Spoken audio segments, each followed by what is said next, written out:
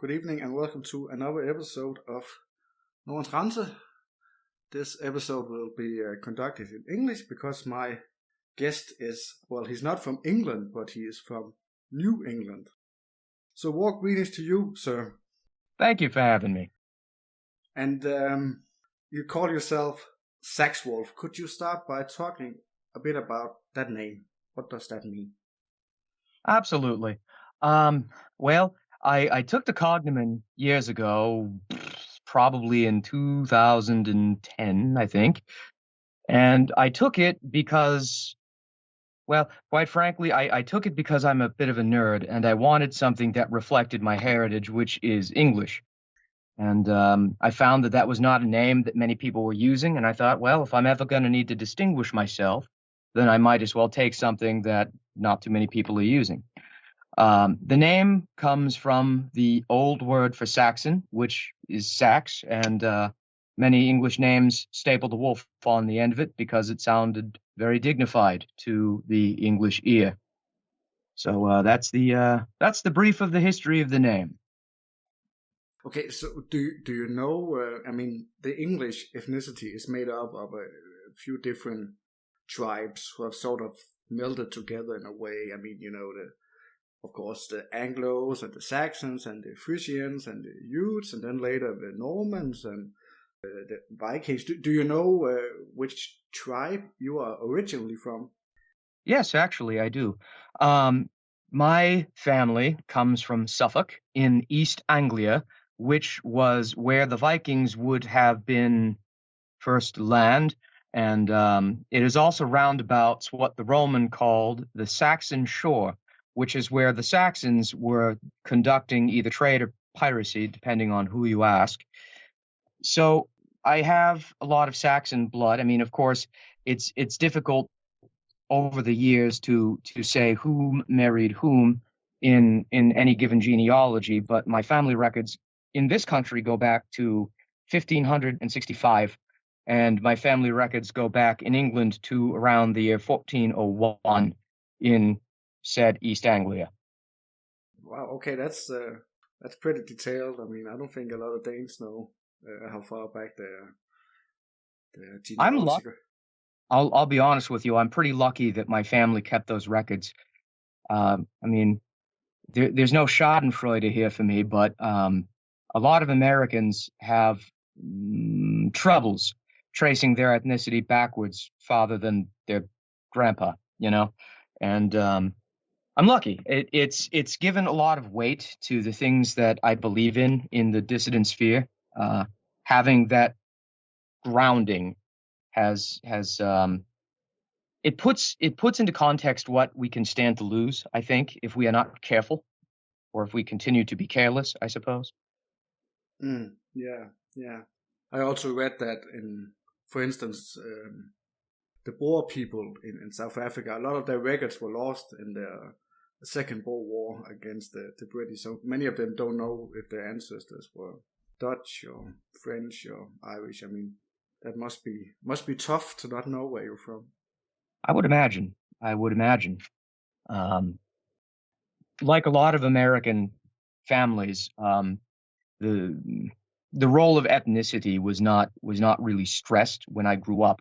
It was very important to my grandfather, so I would hear bits and snippets of it. He, up until the day he died, he referred to himself as an Englishman, though he was born in Massachusetts.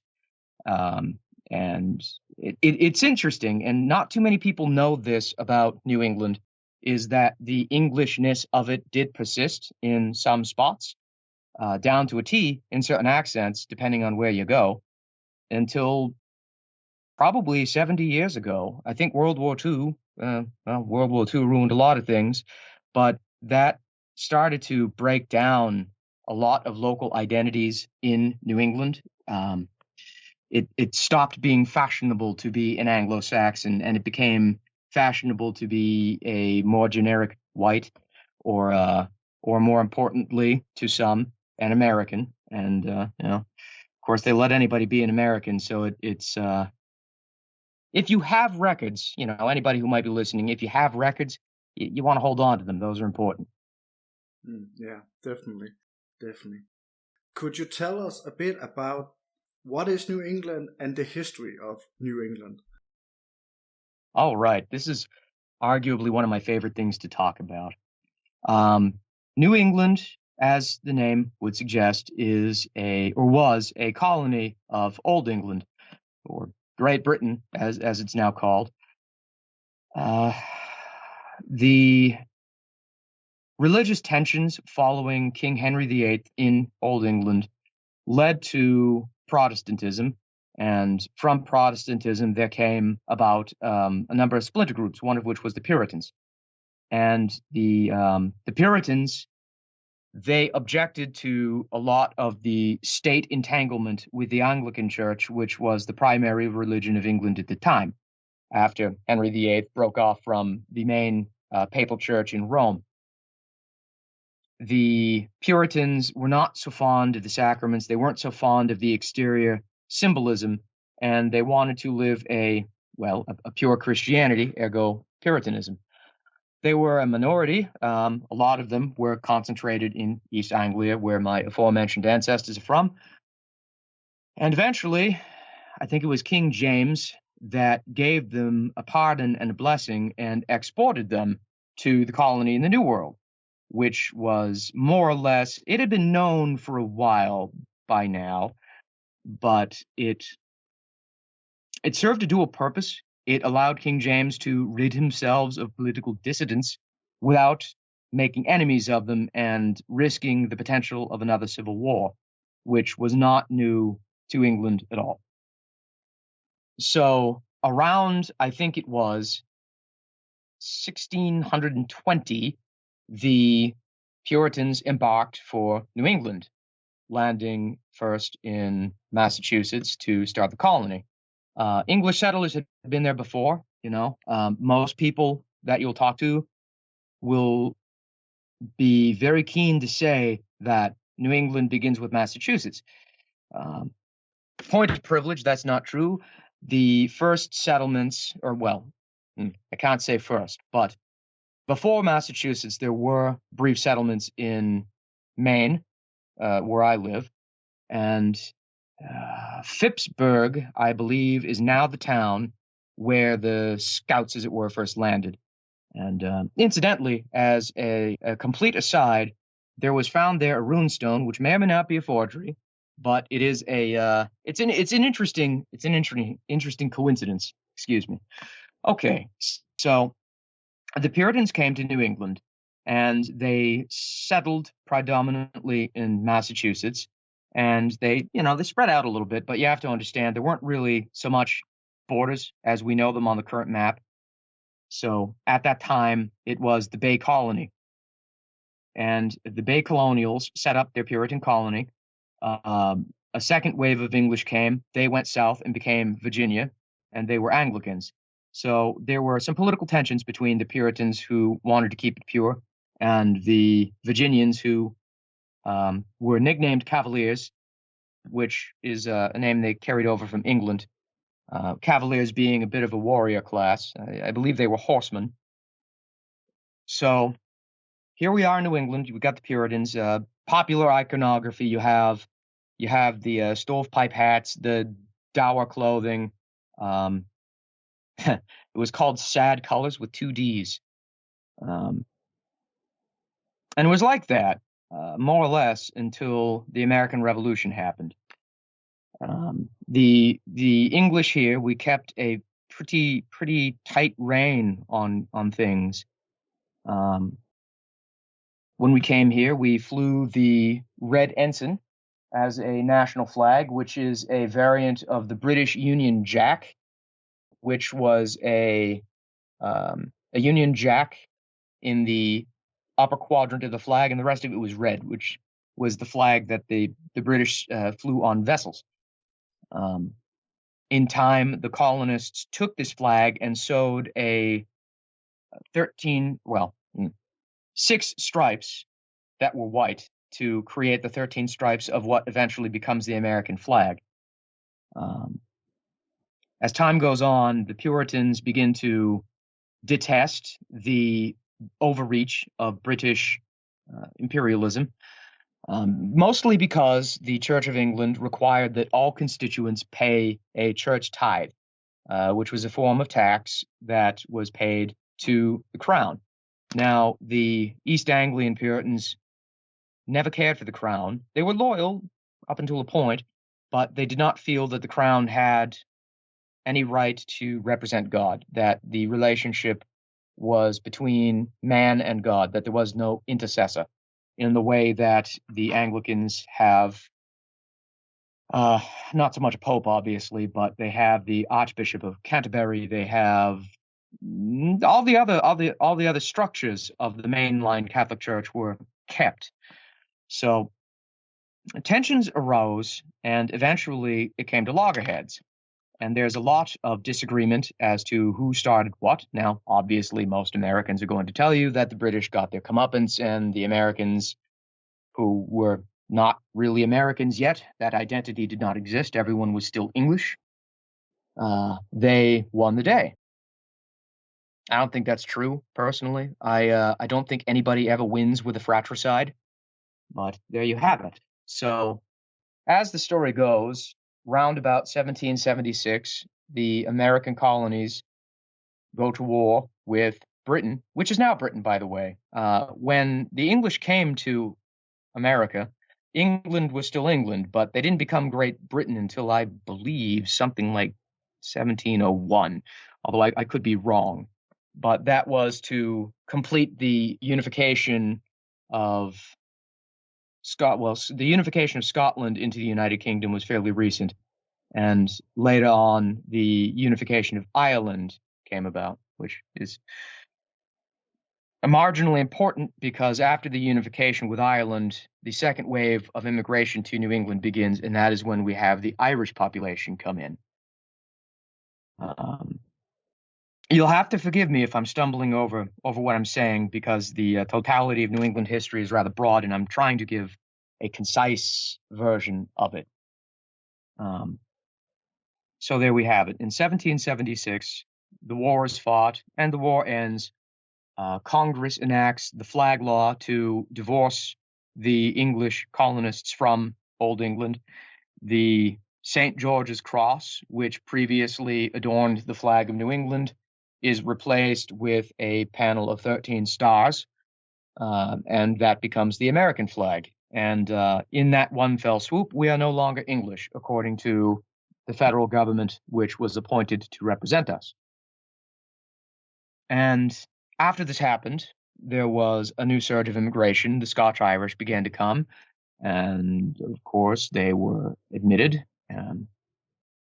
Of course, old habits die hard. A lot of the immigrants that came here were renamed in a process called anglicization, which is when at Ellis Island and whatever other immigrant ports there were, people were renamed so that people like me could pronounce the names.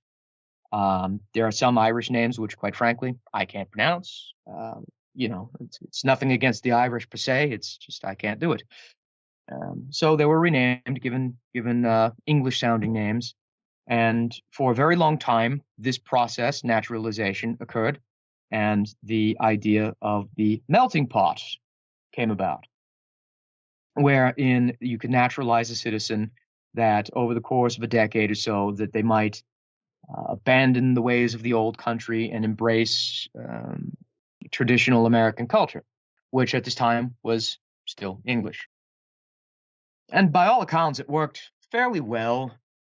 I mean, much ado is made in modern history about the conflicts between the English and the Irish, and there are underlying causes there, mostly of a socioeconomic debacle. The Irish that came here came escaping poverty. They came to escape famine.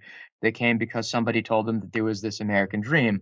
And obviously, the types of people that are stricken by poverty have different standards, sometimes through no fault of their own, sometimes through indigence. It really depends on the individual. But the Irish had a reputation for rowdiness that was not tolerated in Puritan New England.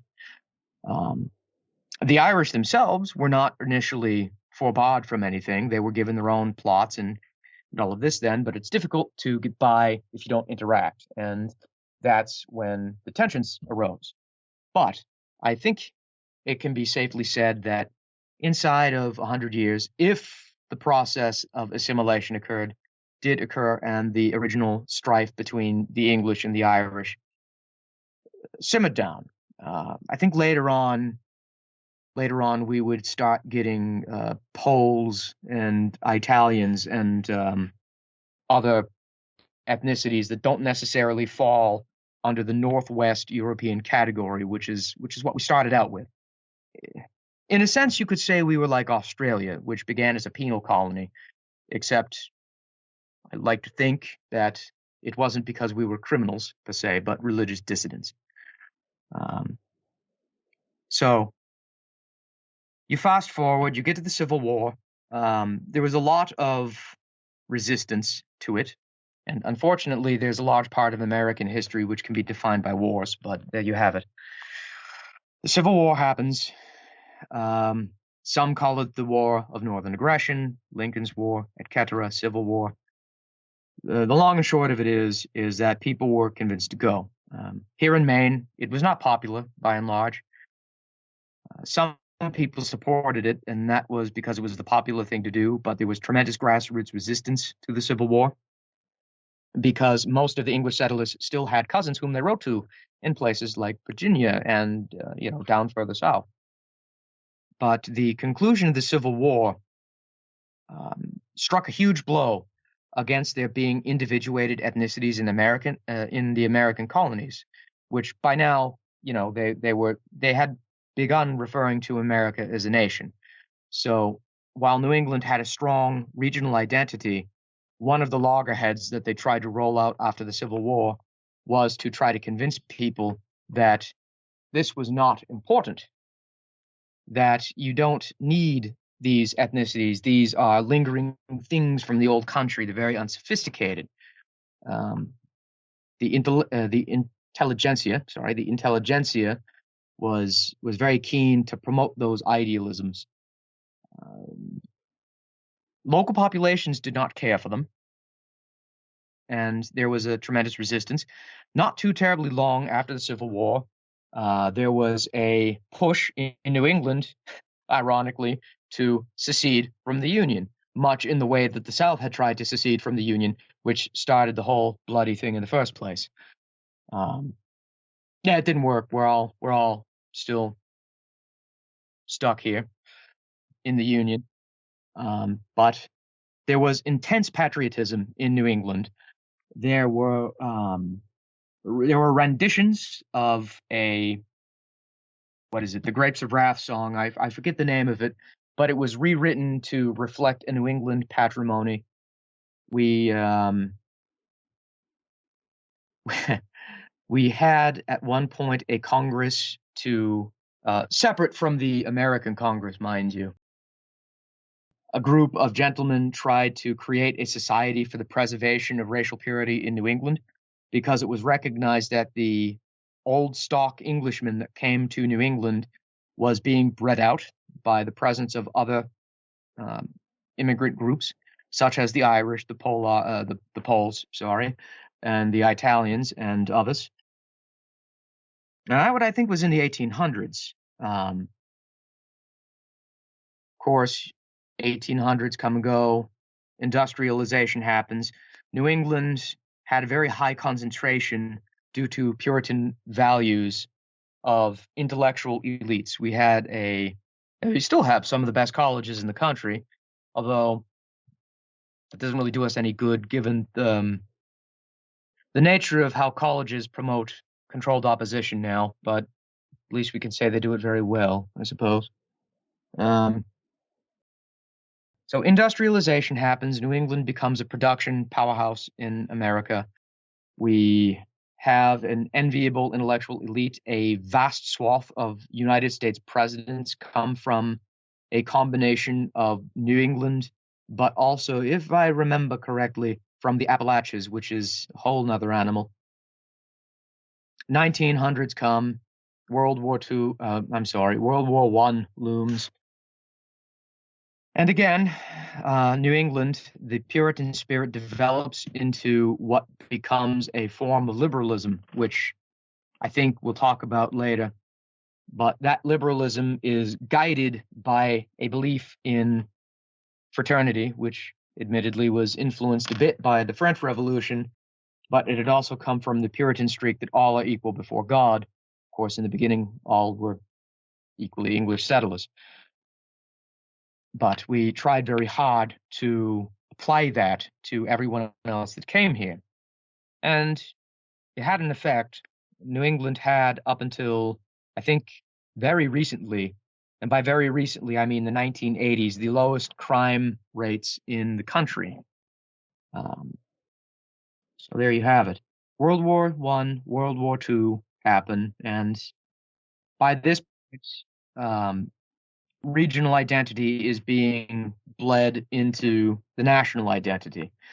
The Stars and Stripes, the national anthem, all the songs, jazz, big band, yada, yada, blah, blah. And yeah, well, if you ask me, it's been a bit of a downhill slog from there. But, you know, there you have it. The best I can do for you in a brief stint history of New England. Yeah, very interesting. So I read the Irish. They mainly came over in the 1840s and 50s to fill up all the factories, because New England was the first place in America that really became industrialized. Yes. And then later the Irish were used as mercenaries for the war between the states in the 1860s. Yep, actually, now that you mention it, I don't know if you were familiar with this, but the symbol that the Irish use today, the Erin go Bragh flag, the hop woman on the green background, if I remember correctly, that was one of the Boston regimental flags that the Irish carried with them into the Civil War. Yeah, and one thing I noticed when I was researching about New England, that I mean, after the Civil War, a lot of the slaves from the South, the black slaves, they moved up into Detroit and New York and other places to work in the factories, but that didn't seem to happen in New England because you have very few blacks. Yeah, that's true. The Puritans, we did not bring many Negro. Can I say Negro on this show? Certainly. Fantastic. Okay, so we didn't bring many Negroes with us when we came about. The crushing irony of the Civil War is that the federal government wanted to keep the South in the Union, but the North did not want the Negroes here at all. Massive resistance to the war happened, and somewhere nearby I have an issue of a main historical journal, but there would be newspaper headers, the very blunt headlines: "We don't want your nigger war." There was a strong ethnocentrism in New England, which I cannot impress upon the listenership enough how crushingly disappointing it is to me and some of my constituents that was lost, because we were well on the way to becoming New England alone, its own little nation. But the whole bit of the American Revolution sort of interrupted the process. Let's see. The blacks, unfortunately, there were a lot of prophecies in those old newspapers where they said things like, "You'll set the blacks free, you'll put them to work, they will not be good at work, and then they'll turn to crime," which, as was proven during the Reconstruction in the South, it did not take long for that to happen, and most Yankees, as we're called, didn't want any part of it. Some of us still don't. So why the blacks, they did move up to like places like Detroit and Baltimore and New York and Chicago to work in a factory, but because of your patriotism, you avoided the blacks in your factories in New England for a long time. I'm sure there was the odd lot that would have trickled up, but perhaps you have heard of the busings, yes, from the civil rights movement in the 60s, 70s? Yes, yes. That was the first major influx of populations of dark-skinned people into New England, and they had to do it by force. Nobody wanted it. It was voted against, largely. I mean, we've always had, unfortunately, in New England, we've always had a problem with a very loud-mouthed liberal presence. And because it's loud, people seem to think that it represents everyone, which well, I mean, I suppose it does in a sense, but it didn't then. And to a degree, it doesn't now. But the problem is the people that don't agree with it keep to themselves. They don't speak up.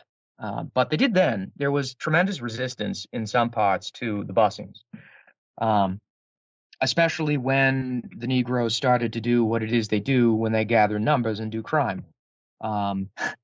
There were parts of Boston where there was active resistance, as I recall. I'd have to talk to some of my Massachusetts friends to get more about the Boston scoop, but yeah, there you go. We held the fort for a while, anyway. Tried. So there's no busing today. That doesn't still go on, does it? Actually, there is.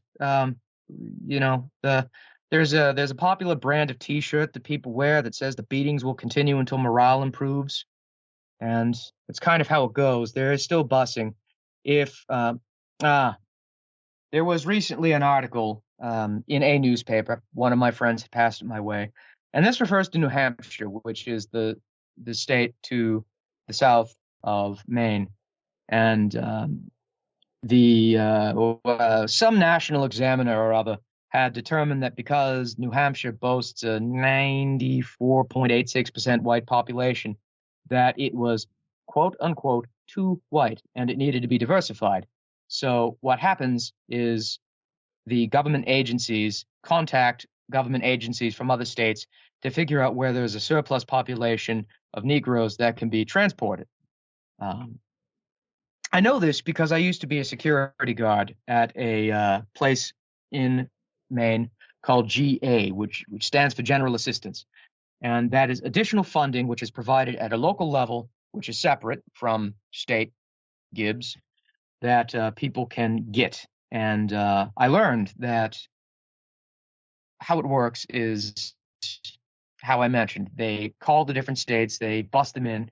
I think the most recent busing happened during Trump's presidency, when the Guatemalan van, I don't know if you ever saw that on the news, where they were marching up through all the different Latin American countries to go to Texas. Well, Texas didn't have room for them all, so they moved a bunch of Negroes up to Maine, which, thank you, Texas, I suppose, but well, there you have it. No, they're still busing. Can't get away. Okay. And so New England was... after it became industrialized, after it brought in a lot of Irish people, and after the North won the war, it was very industrialized, very wealthy, very educated. And then after the Second World War, as far as my research goes, then the industrialization starts to go away. I mean, like in the rest of the West, I mean, China and Mexico and everywhere else will start to produce our products, and the factories begin to go away in New England in the 50s, the 60s, and 70s, and 80s as well. Yes. Yes, that is something I can speak to rather intimately, because I live near a few towns which were former mill towns. New England was huge for things like textiles, lumber mills.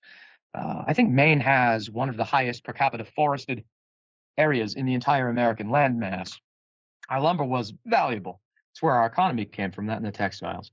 Waterways, water mills. But as you say, those began to shut down after World War II. They found cheaper sources from them elsewhere, and they began to shut down, which led to a massive, massive, massive slump in the local economy.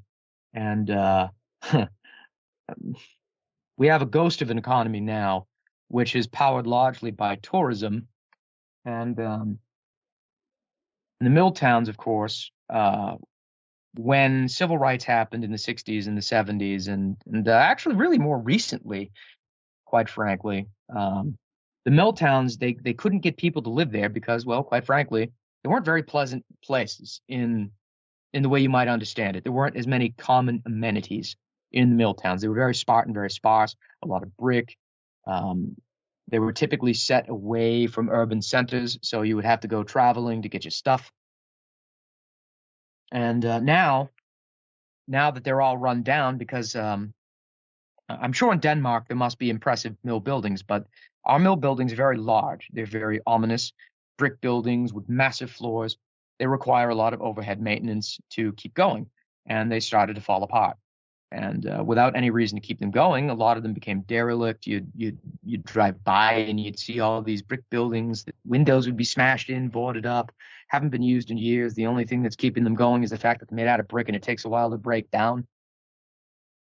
Sad stuff, because some of the mill towns had a lot of charm to them. But now a lot of the former mill towns are where they import the people that were bussed in.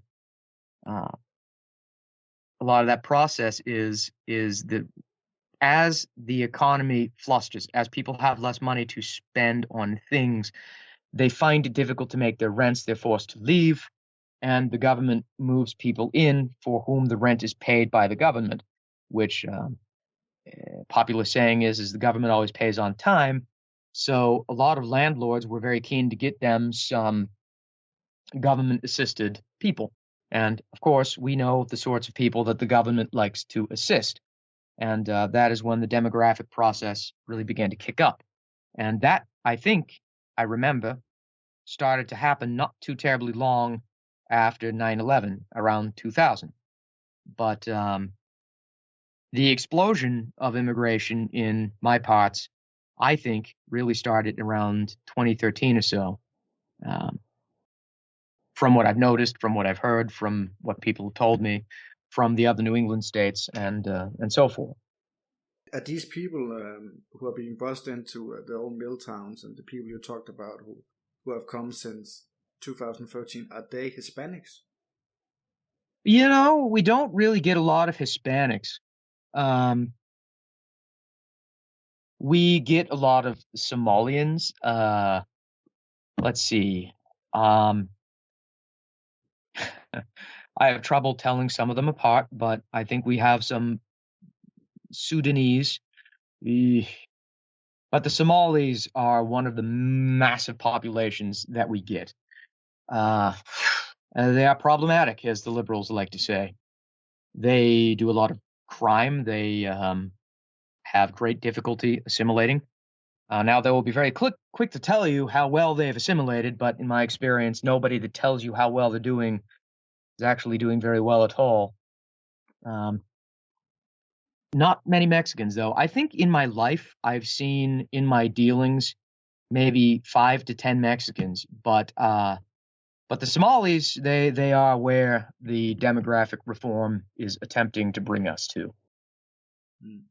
And the point of those Somalians, are they supposed to work, or what is the point of them? Oh, that is an excellent question for which I'm afraid there's no good answer. Now, the official cover story is that they are all of them. It doesn't really matter where they're coming from, but the story rarely changes. They are escaping some kind of oblique and ominous political persecution in the countries from which they came. Nobody ever tells you what persecution that this is. Nobody ever tells you what horrible trauma they're enduring that forced them to come here. But that's usually the excuse. Now, if pressed, they will say that, oh, well, look, we've got to bring these people here to do the jobs that white people don't want to do. You have an aging population. You're not at replacement level. So let's, by all means, actively and in every literal sense, replace you with these people. But no, they don't really work because, well, when I was working at GA, the lion's pride of the welfare line was Somalian. We had a few Russian people in the line. I think those were the only white presenting people in line. And I think there was a few Syrians, but the whole Syrian refugee stuff had not yet started at that point in the current news cycle. Okay, so I did some research about New England, and it's a quite interesting place. So if you look at New England today, I mean it's post-industrial. So the industry that you have is high technology. So it's like windmills and military defense industry, finance, insurance, education, health services. So I mean, there's an emphasis on education, technology, high IQ jobs. I mean, New England is interesting because it's actually one of the most liberal and one of the most democratic. I mean, democratic in a way that the party of the Democrats. So it's very liberal. It has the lowest birth rates in the entire country in America. It has the highest population density in America. It has very high taxes. It's very wealthy, but it's also one of the most non-religious parts of America. But it's actually somewhat white. I think it was about 84% white. I mean, different European ethnicities, but still, I mean, 83%, that's fairly high. I mean, there are several states in America that are lower than New England in terms of whiteness, I guess. Sure. We've done historically fairly well for ourselves, despite the efforts of those who rule over us. You had mentioned, a few things in New England which I would like to speak to: the liberalism, the irreligiosity, all of which can be considered poisonous now. But when you take into account that these traits in New England evolved in what was once a ethnically homogeneous zone, they would have been beneficial to English people. Like liberalism among kin, I think, is a decent thing.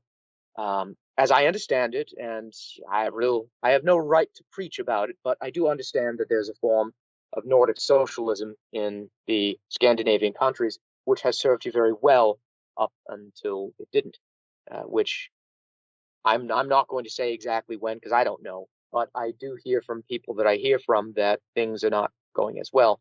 And it was like that here too, where we had a sense of taking care of your own. Puritanism began as a means of questioning established doctrine. The Puritans selected for intellectual pursuit of God, and as religion itself began to wane somewhat, that intellectual method that the Puritans developed for answering existential questions began to permutate and permeate other sectors of life. And of course, our colleges grew originally under religious sponsorship, but after the American Revolution, the separation of church and state, yada yada, they began to go in a different direction. But they took that intellectual discipline with them. So they're cultural artifacts, but they're cultural artifacts that are incredibly broken when you have removed the ethnic composition that formulated them. If that makes any sense. Hopefully it makes sense outside of my head. Certainly. So it's interesting that New England is very, successful in a way in this new postmodern way of life that we are apparently all supposed to live under. So I was wondering, the white working class who worked in the factories and the industry, like the lumber mills and so forth, where are they now in New England after all the industry was removed? I mean, have they went to university and become like a coder at Amazon or whatever? I mean, have they moved up into the new industries, new economy? Some have, yeah. Unfortunately, the whole learn to code business, it was never meant to serve the working class. I'll put it that way. New England's working class is under a bit of duress. college, university education is difficult to achieve in this country without financial aid. And in order to qualify for financial aid, there are a vast number of hoops that you have to jump through, a lot of games and legalese and things. And as a result of this, a lot of working class people became itinerant workers. They will go from gig to gig, never really having a solid frame to work by. And oftentimes they will have to go on to some kind of assistance if they can get it, because quite frankly, their competition is now the Somalians that came here to do all the jobs that white people won't do. So it's become very difficult for a lot of them, and there's a vast amount of economic depression as a result. There is a growing problem with substance abuse, the opioid crisis in America. Most people in the dissident right will acknowledge comes from the abuse of the working class by the, I'm not sure if it's fair to call them an overclass, but the people that hold the minority there is a minority of people that hold a majority of the economy in this country, and those people lord it over us. They make it difficult for life to get by. Well, so it goes. Yeah, the working class is not doing so well. I myself am a part of that working class. I am lucky in that I have my family has a business that I work for, and I will someday be in charge of. It's not that easy. They dropped the licensing criteria for a number of trades, such as carpentry, because so many people needed to get into that profession. You don't need to be licensed in it, which, as I understand it, in a great many other places in the world, you need some form of license to do carpentry. You still require licensing in electrical work and plumbing, and I don't know about masonry per se. I don't know if there's any criterion for that, but a lot of the standards have been lowered to try to allow people to make do, and well, that doesn't lend itself to high trust, because it makes people desperate, and desperate people do desperate things, which is why our crime rates have gone up a little bit. It's why the drug abuses, the alcohol, and all these different first world problems have cropped up in our region. Yeah, it's the same in Denmark, essentially. That the factories have gone away, and the immigrants have been imported. And if you want to have a well-paying, high-status job, then you have to go through the universities, and the universities are extremely progressive. So, like a white, conservative, working-class man has quite difficulties getting a college degree, because it's just the people are so different. The system is so different than what he's bred for, essentially. So it's a lot of the same issues, and I find that many working-class people, some of them, they become underclass people. I mean, they go on benefit and maybe drink too much and live in a ghetto with all the Somalians and all. In Denmark, we have a lot of Arabs as well. So I know some people whose parents perhaps were farmers or masons or whatever, and now they are just sitting in a ghetto somewhere and living off benefits and maybe taking some drugs and drinking too much, and that's really sad. It is. You hate to see it happen. Yeah, definitely. So a lot of these working class people who have seen their welfare and their communities and their job opportunities go down in quality a lot over the last 30-40 years.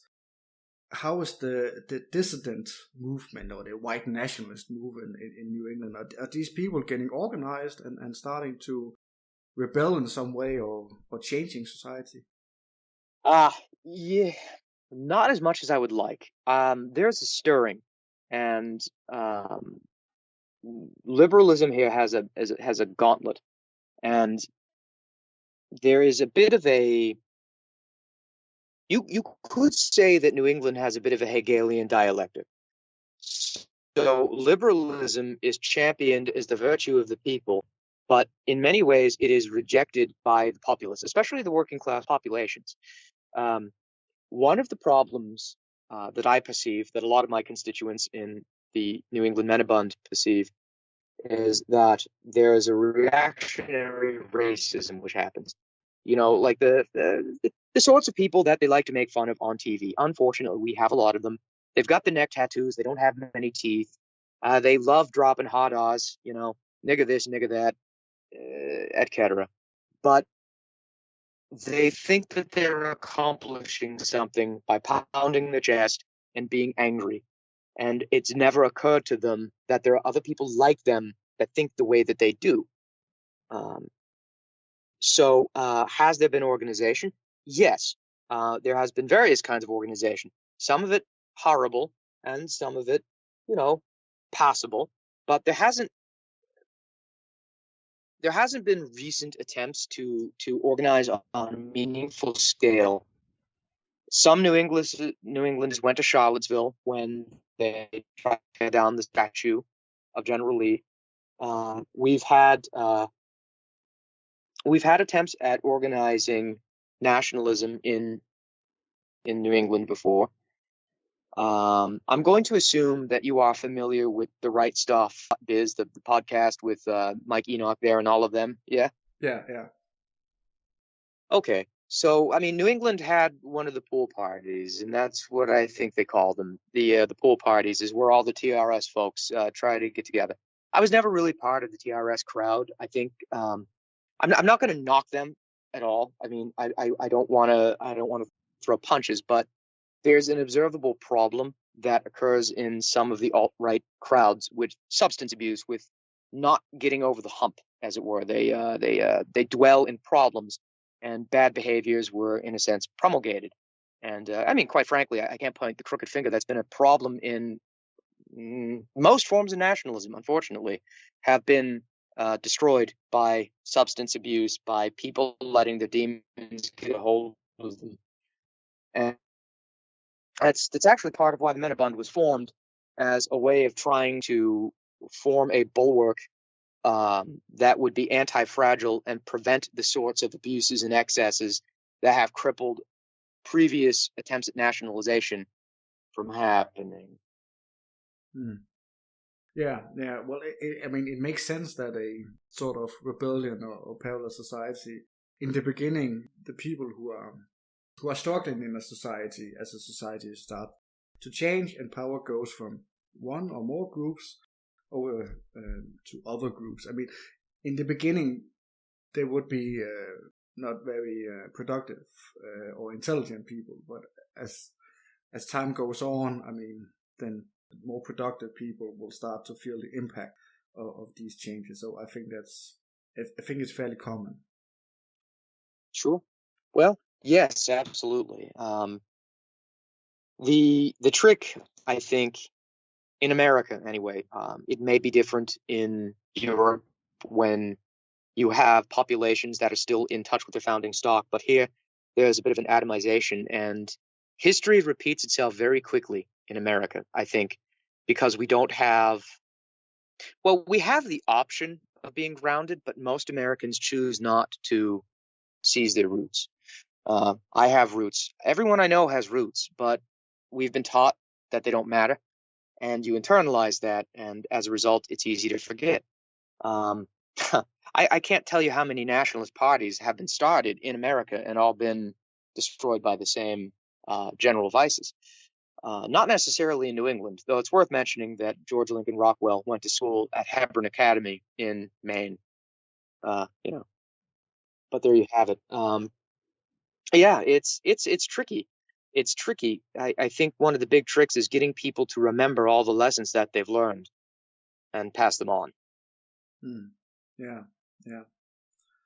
So when you grew up, did you grow up in a sort of right-wing nationalist home, or what was the values of your home? Oh, I would love to tell you that I grew up in right-wing home, but I would be lying out my teeth if I did. I grew up in a well-meaning home. My parents meant well, they mean well, but they didn't know any better because they grew up in a white world where you did not need to have well-formulated, thought-out political opinions. And I'm 33, so a lot of people in my parents' generation had this problem. We had a high-trust society. It's very easy to see how things got away from us. But to answer your question, no, not right wing. Now, my father has, I guess, what I could call organic white virtues. He has a sense of white consciousness, very specifically a very Anglo-Saxon consciousness. He is comfortable with people that are from similar extractions, and the French. You know, they're kind of off on their own, doing their own thing. But so there was that racial awareness, but it was muted, if that makes any sense. It wasn't thought out. It was completely reactionary and instinctual.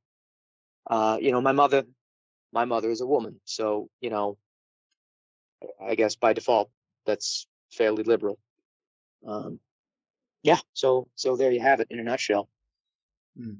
And so your father was working class, and he was working in that company you're working in now. And how about your mother? Was she working outside the house, or was she like a housewife? Yeah, she was a housewife. Yep, and I think that's good. I think that's healthy. I think children have a much better chance at being emotionally stable if there's a continuous exercise of parental presence in their lives. A lot of people I know, you can call them latchkey kids, and they come with a lot of problems from a lack of organic nuclear family. Mm. Yeah, definitely.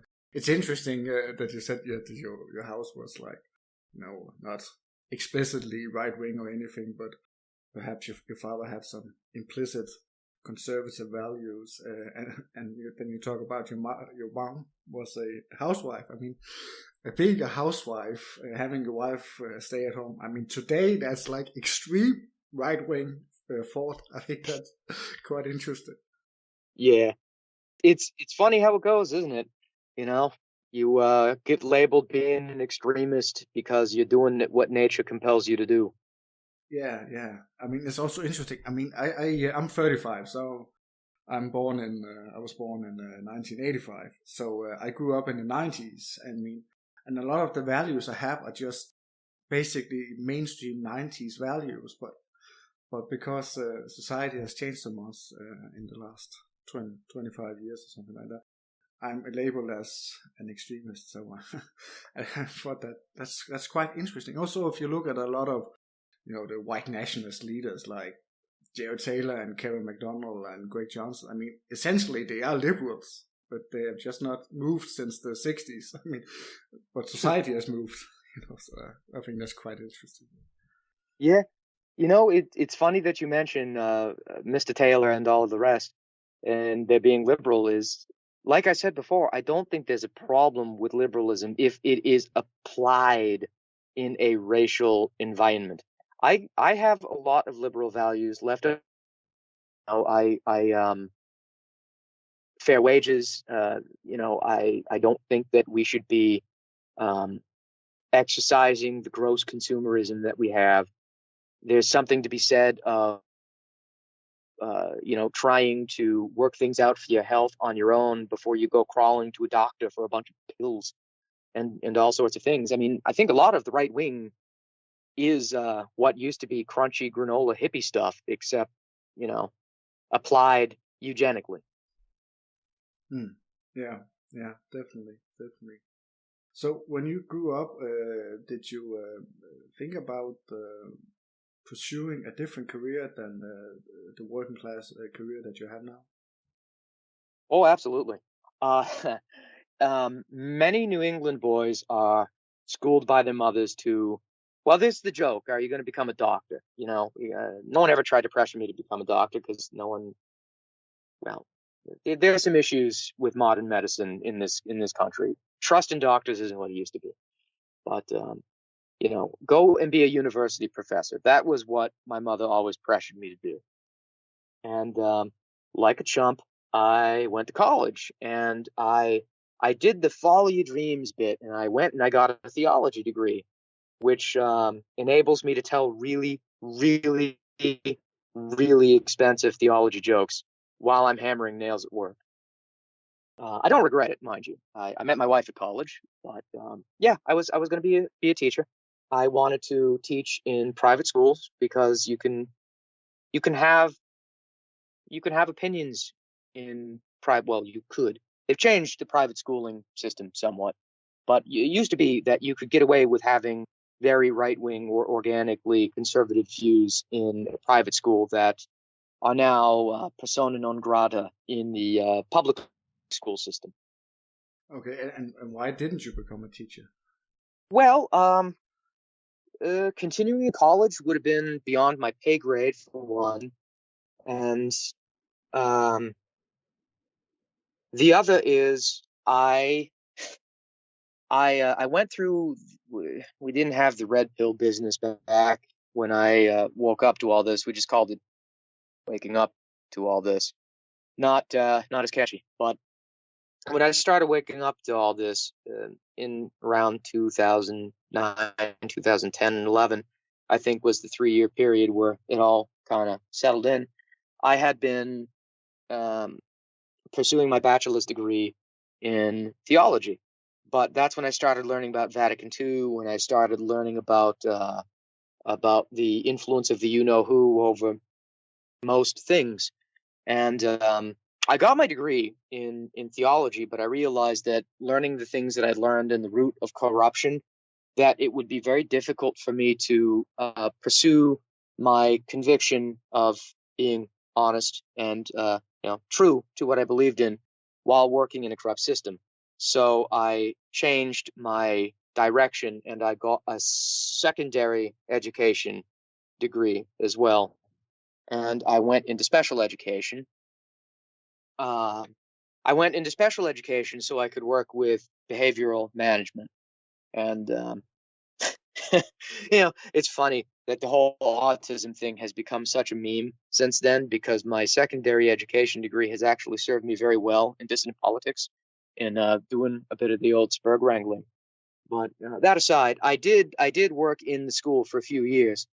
But if you know the sorts of things that we know, working in a system which requires you to work on so many eggshells is very difficult. And quite frankly, um, they didn't pay me enough to keep it up. I mean, it sounds like a very reptilian thing to say, but when you're not making much money and the wages that you're making barely cover your gas prices, you got to draw a line, and I did, and I'm much better off for it, I think.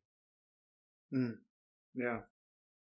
Yeah, I mean, if you make more money working with your family and doing like an honest physical job, I mean, that, of course, I think most working class men would choose the latter. Yep. So, so how did you wake up, as you call it? I mean, was it through the theology studies you learned something? I mean, what was the dissident rights scene in 2009 until 11? Oh, I have what is arguably the most unimpressive origin story ever. Um, I'm I'm a decent artist, you know. I like to say that I'm not good enough to be a classical artist, and I'm not bad enough to be a modern artist. I'm good. I'm not great. I'm no Gingazilla, but I used to post a lot of my artwork online, and I got a lot of um, what do you call it, views, comments, or whatever from people from the right wing. Because at that point, I was, I suppose, what you call a kosher conservative. I had drifted to the right, but it was kind of, I, uh, I don't know what news outlets there are in Denmark, but in America, and I'm sure the rest of the planet, because we like to unload our trash everywhere we go, we have Fox News, and I watched a lot of Fox News at the time. So, I was one of those kinds, the blustery, rah rah America type. And because I had that rhetoric, there would be these people that were further to the right than me, and they would start to pose challenges to things like I had no problem at that time with racial differences. The only thing that I was missing was the JQ, and that's what happened. Is because I was doing the religious artwork and things, people would ask me, like, what's your stance on JQ? Never heard of it, didn't know what it was. So the long and short of it is I got introduced to Holocaust revisionism, and that was at that time it was a very deep and dark rabbit hole because there was no one to talk to in person. I mean, there was a Stormfront on the internet, which was I know it's not a dead chat room, but it wasn't very active at that time. Yeah, so that was tough. That was tough. What was it like? In New England, it was dead because I think most of the people that had our beliefs had been beaten down by the mainstream so severely that they started keeping to themselves. And it wouldn't be until around 2016 that there would be the stirrings of any kind of movement in New England, which started to wake a lot of people back up again. I've been trying to find people on my own, which can be a very frustrating endeavor because you find that a lot of people with our particular viewpoints have a lot of problems. I learned more about meth trying to find other nationalists than I would ever care to know about. Yeah, so a little bit grim. It's better now. It's better now that there's some organizational structure beginning with groups like the Mannerbund, and there are other outlets that I'm not a particular member of any, but I do believe that Patriot Front has some folks in New England that are active. Identity Europa had a chapter here at one point. There's some America First groups, different sorts of things.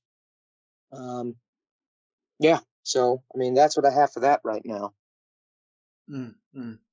So after your website and after you start talking to all these people, so I mean, what about the whole alt-right scene in like 14, 15, 16? That it was kind of like, I feel like the media, obviously, when Trump came out in 2014, 2015, and he shocked the establishment by talking to white working class people for a change. And then the media had to smear him in some way, have to call him a white supremacist and whatever. And then they start talking about, oh, look at these awful sites. I mean, American Renaissance, Daily Storm, GRS, things like that. And then they wanted to connect them with Donald Trump because all these people were awful people. So therefore, Donald Trump must be an awful person. And I remember the media talked about all these websites, and I have never heard about them because at that time, 2014, I was also like a kosher nationalist, like a Ben Shapiro nationalist or conservative. So I started checking out all these websites that they were talking about. I was like, whoa, what is going on here? And then, became like a part of all that alt-right and all those memes, and it was a glorious time. Back when you could post memes on Facebook with these subjects. So what are your thoughts on that entire alt-right scene, which basically died with Seaxwulf? Yeah, I missed it, honestly. I mean, I knew it was there, but I was getting married at the time, and I had burnt myself out a little bit because I had been a few years by myself trying to figure all this out, and it hadn't broken me down, but I wasn't very active at the time, and it was seeing coverage on it about Charlottesville and things like that, because you have to understand, I had gotten rid of my internet connection. I didn't have any cable. I didn't want it. I was very tired of the outside world. I just wanted to be done with it.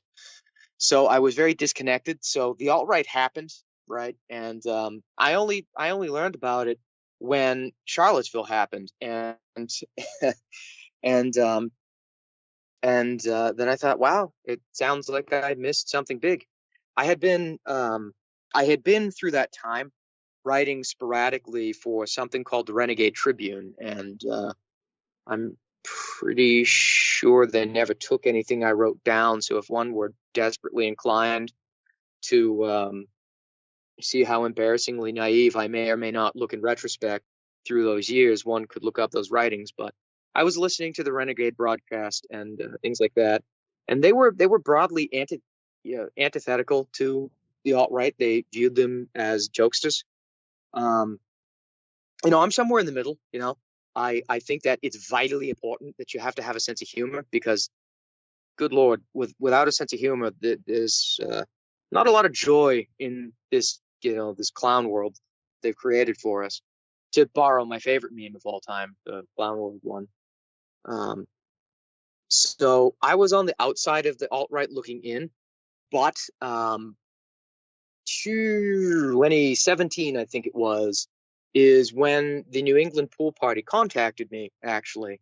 And, when we get to it, that's in a roundabout sense when the Mannerbund begins. Mannerbund came out of the New England Pool Party as a rejection of some of the more deleterious elements. Because, I love the memes, don't get me wrong, they're great, but that can't be all that there is. There needs to be a serious structure and some ethical considerations, because if all you have is humor, it's pretty easy to springboard into nihilism from there if everything is a joke, if that makes any sense. Yeah. So that pool party, you went to the pool party in New England? Sort of, yeah. So I was contacted by the pool party, and at the time, uh, I didn't know about OPSEC at all, so they found me on Facebook. Because I had just learned about memes. And, looking back, it was kind of embarrassing because I was very clumsy with it because I hadn't really been in that culture, but I had just learned about the memes and I was trying to get in on that action. And the New England Pool Party got a hold of me and they asked me if I've ever been vetted. And, the long and short of it is I tried to join. And I did over time. And then it disintegrated, just like that. Well, not just like that. There were steps that happened, but it broke down. But a few of the members, myself and a final vetting group, decided to try something new. And one of the person that came into vetting directly after me would go on to become the leader of the Mannerbund, well, or at least our area of it. And you may or may he's probably the one that you listened to in the podcast that you mentioned earlier. Yeah, that now guy. Yes, sir. That's the one. Yeah. Okay. So the Mannerbund started around 2017. Yes. Yep. Well, I mean, not officially. I mean, the funny thing is, as time moves forward, you start to forget things. But we were formulating. I want to say in 2018 might have been the quote unquote official start date. I would have to check, but 2017 we were trying to figure out where the direction was going in light of the pool party not making it. I ended up calling it Operation Party Boat because there was a lot of drinking and carrying on with some of the members in it, and it was not at all, unfortunately, it was not at all very serious at the time. So we'll say 2018 for the beginning of it. What do you think the role of Donald Trump has been in sort of these dissident rights communities?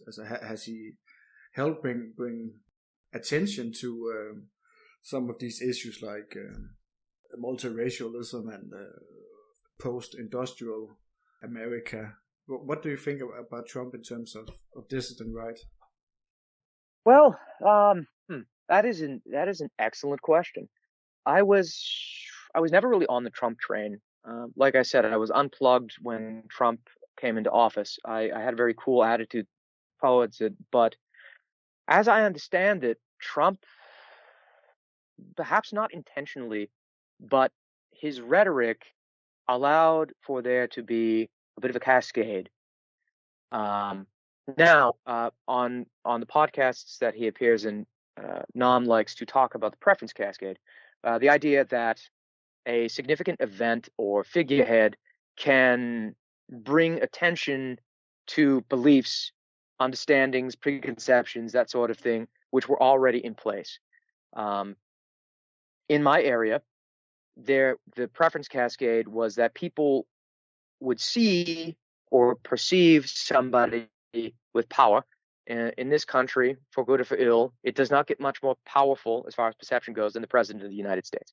Most everyone thinks that the president holds tremendous power. Whether or not he actually holds that power is incredibly debatable.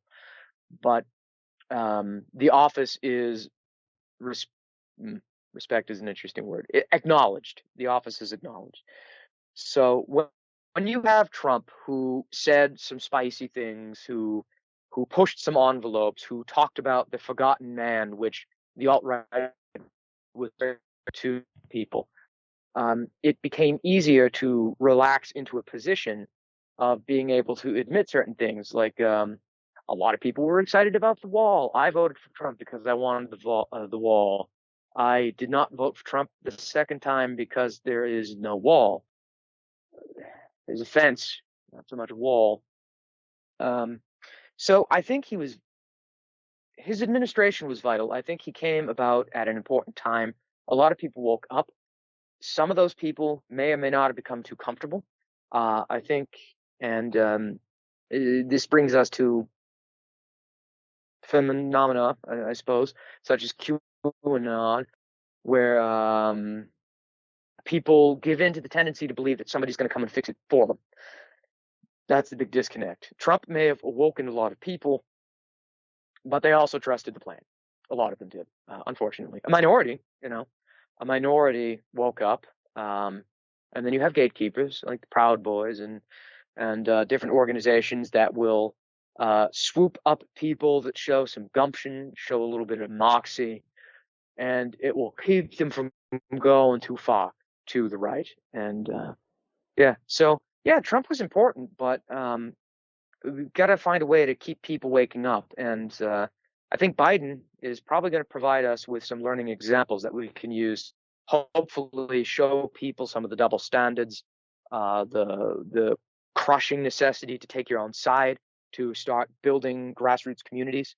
I think really that grassroots communities, parallel societies, those sorts of things are going to be what save us in the end. Yeah, definitely.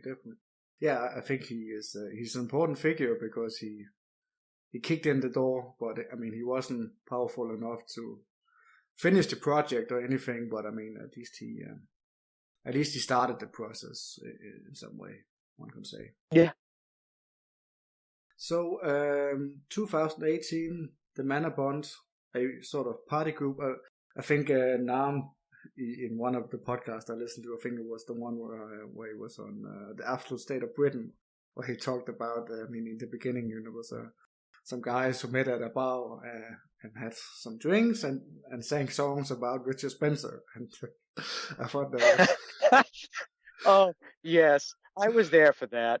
That was both hilarious and pathetic. Yeah. Oh man, I had never really seen somebody that unbelievably queer in person as the guy that tried to fight us for singing the haircut song. Oh, was it that like a public bars that you sang these songs? Okay, so we were walking back to our vehicles, right? Just down the road. Like New England has a lot of cobblestone left. It was one of these. It wasn't even highly residential. And come to think of it, I don't think there were many residential buildings because it was near a. So we have residential districts, commercial districts. They all have different driving speeds, etc. So it wasn't it wasn't like we were waking anybody up in their homes, but this I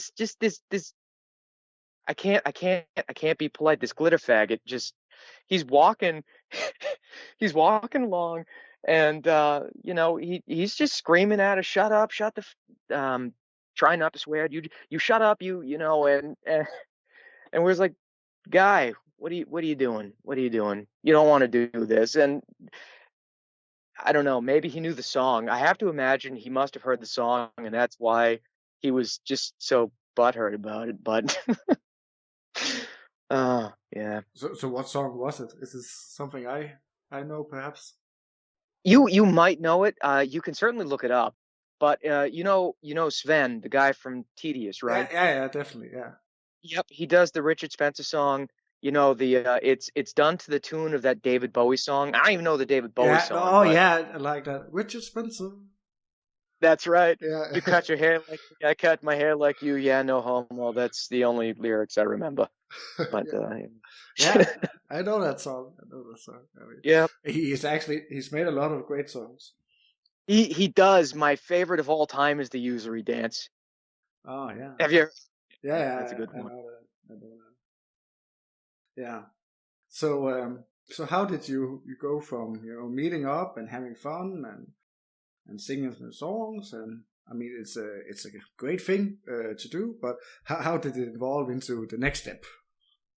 Well, yeah. So as it went, when we were meeting at bars, and I remember this very clearly.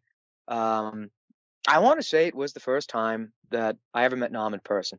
Um, we were standing around, and he had asked, "Well, is this it?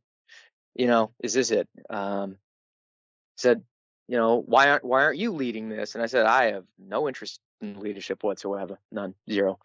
And he thought about it, and he's like, well, this can't be the future. We're not gonna get anywhere. No one's gonna win anything standing in a bar listening to black people music, because unfortunately that's what bars play is black people music. But there you have it. Um, so we brainstormed for a good long while. Nam had his contacts in other places. I was talking to the main guys, and eventually we all met and had a vote. You know, very very New England solution to a problem. We all had a vote, and the vote was pretty much split in half. With one vote being discounted for being too autistic because one guy wanted to start a triumvirate, and it's not Rome, you can't do that. So so triumvirate didn't work, and so Nam had been reading articles, and he had found this whole Mannerbund concept, and he was really excited about it. I was skeptical. I'm glad to say that I've eaten a humble pie and things have worked very well. But yeah, so we voted, and we gave the Mannerbund a trial run. It worked. Everybody liked it. We imbued some structure into things. Because what I should say is that Party Boat, Operation Party Boat, which is not its official name, that's just what I call it because I don't drink, and being a sober guy in a bar can be headachy after a while. So, the drinking and the shenanigans started to wear on my nerves after a while. So that's why I called it Party Boat. So we tried to inject some structure into it, but Party Boat had really great ideas, wonderful ideas. The whole idea of the whole idea was that if you observe American history, right, that every social movement in America is motivated by some kind of fraternal order.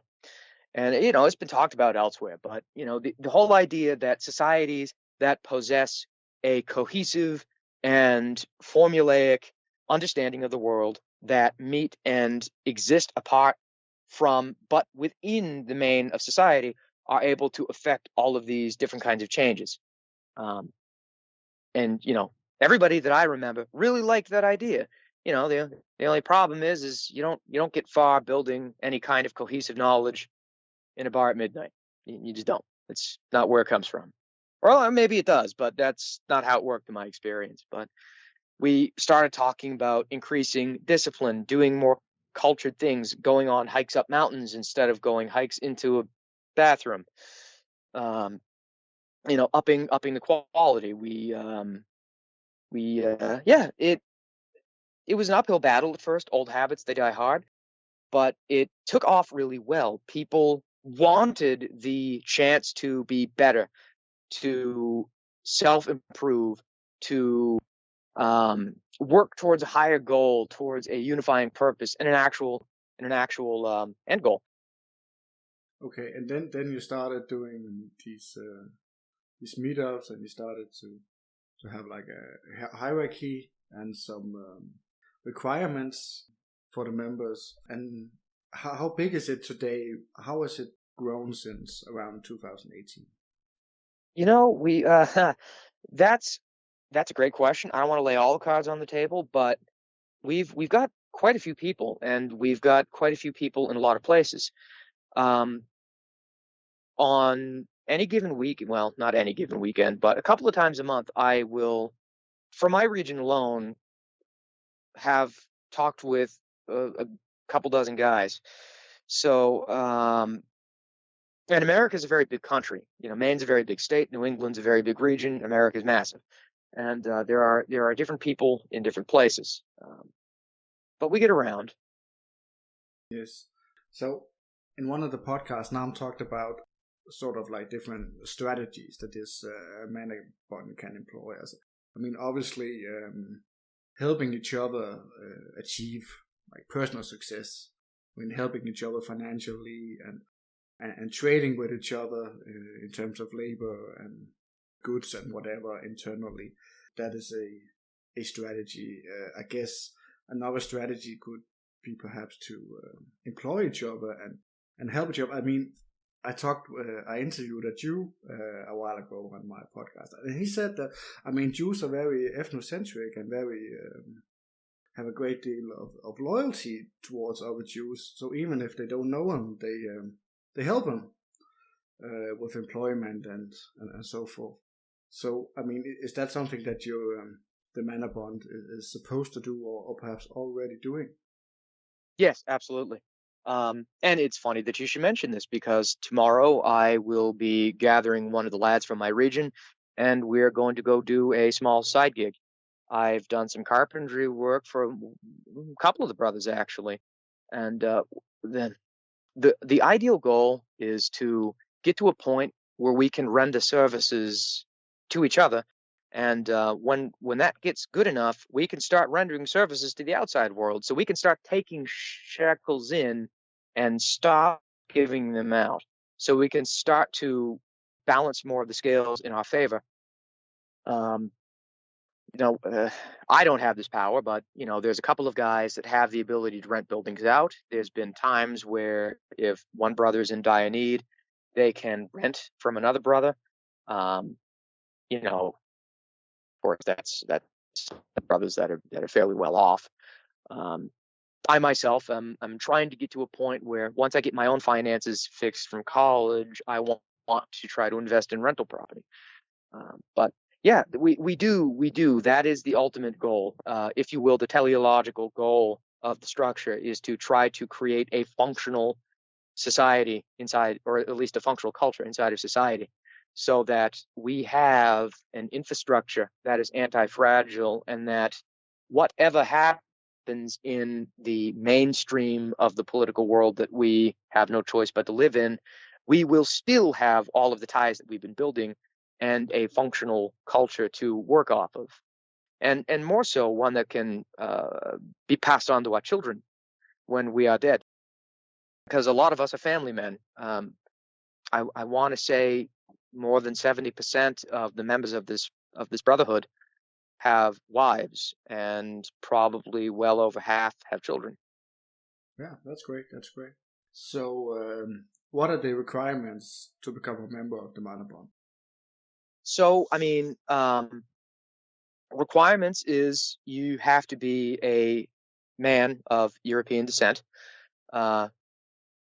preferably a white man of good character. There's a vetting process to screen for deficiencies, mental imbalances that might prevent somebody from adhering to an infrastructure and a hierarchy. You have to have a commitment to doing in-person things. The whole crux of what we're doing is to try to build real-world connections. and to try to move away from the internet so that we have that whole anti-fragile structure I mentioned before. So you need to have a belief that we can build a parallel society within the functioning structure. Well, functioning as far as it goes, the overstructure that the powers that be have left with us. There are self-discipline requirements. There's a certain amount of seriousness in self-discipline. We have some fitness standards. The idea is that we are trying to forge people into the best versions of themselves. I know that kind of sounds like a cheeky new age slogan, but there's something to be said for it. There's a fitness test that we have, which I don't know if you've ever done burpees before, but burpees are part of the fitness test. Burpees and air squats. It's timed. What are they called? They're called Tabata, where you do 20 seconds of work in 10 seconds, 8 minutes, and you try to smash out as many of the reps as you can. And the suggested minimum requirement for I guess a respectable status is you have to hit 140, which is not as easy as it might sound on paper. I want to say that it was adapted from some kind of military drill. I've never been a military man myself. You have to be able to put your ego away. It's not going to be the you show. You have to be able to play well with others. You have to be able to hash out your differences. There's very little tolerance for e-drama or any of this. Yeah. And quite frankly, the in-person activities ameliorates a lot of the more deleterious effects of the internet. Not too many people are willing to pursue petty doctrinal differences when they have shaken hands with a brother, met their wives and children, had dinner with them. That sort of thing tends to breed a different form of camaraderie than you find in the wilds, as I like to call it. Yeah. So one of the requirements that you had to be white or of European descent, I guess the words mean the same. And we talked earlier about the different European ethnicities in New England. I mean, the Irish, Italians, French Canadians, English, so forth. So if you meet a white person from New England, can you tell if that person has Irish ancestry or English or Polish or French? I mean, how obvious is that in their appearance and their personality? That is a good question, and that depends on who you ask. Because of my background, I'm fairly sensitive to it. I can usually tell if something's a little hinky in somebody's gene pool. Myself being of English stock, I'm very comfortable with people of United Kingdom's extraction. My father does not believe that the Polish are white. So, I mean, there were some Anglo-Saxon attitudes that translated very recently. So there is a lot of racial awareness that is left in some people. But that being said, the schools try very hard to breed that out, and they try very hard, and to a broad degree, it's been successful. But there are some differences. There are a lot of Irish that hold fast to the ethnic enclaves. There are little Irish areas, there are little Scotch areas, and the Greeks have have their own little niche. A lot of ethnicities kept to themselves, and so too with the French, for that matter. I think every town used to have a French town, and that's where all the French people would live. And dollars to donuts, it'd be near a mill. Yeah. So definitely there is a level of ethnic awareness, yes. Whether for good or for ill, that is overshadowed by the fact that we now have colored people in our country. So if you are English or if you are Irish, you have more in common than you have with the Burundi or something, by leaps and bounds. And that goes the same for the Eastern Europeans. They were the last graft to New England, and they struggled to come over, but some of them have naturalized fairly well. Yeah, so that definitely there's some sensitivity. As to the group itself, there's no there's no requirement that you have to be from XYZ white background, you know. I think in his last podcast, Nam was saying that the lion's share of our members are all from a basically a Northwest European admixture, some kind of United Kingdom or Western European. Most of the Russians go home. We have an itinerant population, especially in my area, where they come to work for the summer, but they go back, you know. So they don't really stay. So most of the folk that we're left with are from some kind of Western European extraction. Okay. Have you had any trouble defining what white is? Myself, no.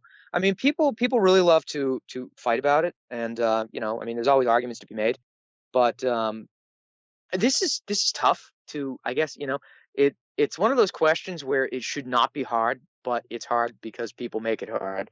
But we have a general eyeball test. You look at somebody, you know, that's the general consensus, and one of our guys suggested the penny test, which you know, there's some issues in it, but you know, for me value, it's great. And the idea is if you're talking to somebody for the first time, you casually set a penny down on the table and leave it there. And if they can't resist the urge to grab it, you know you don't want them. Yeah, that might not be the worst test at all. So how many of the people who apply for membership, how many of them become members? You know, that's a great question. We've, like Nam was saying on the last podcast, our inquiry rate comes and goes.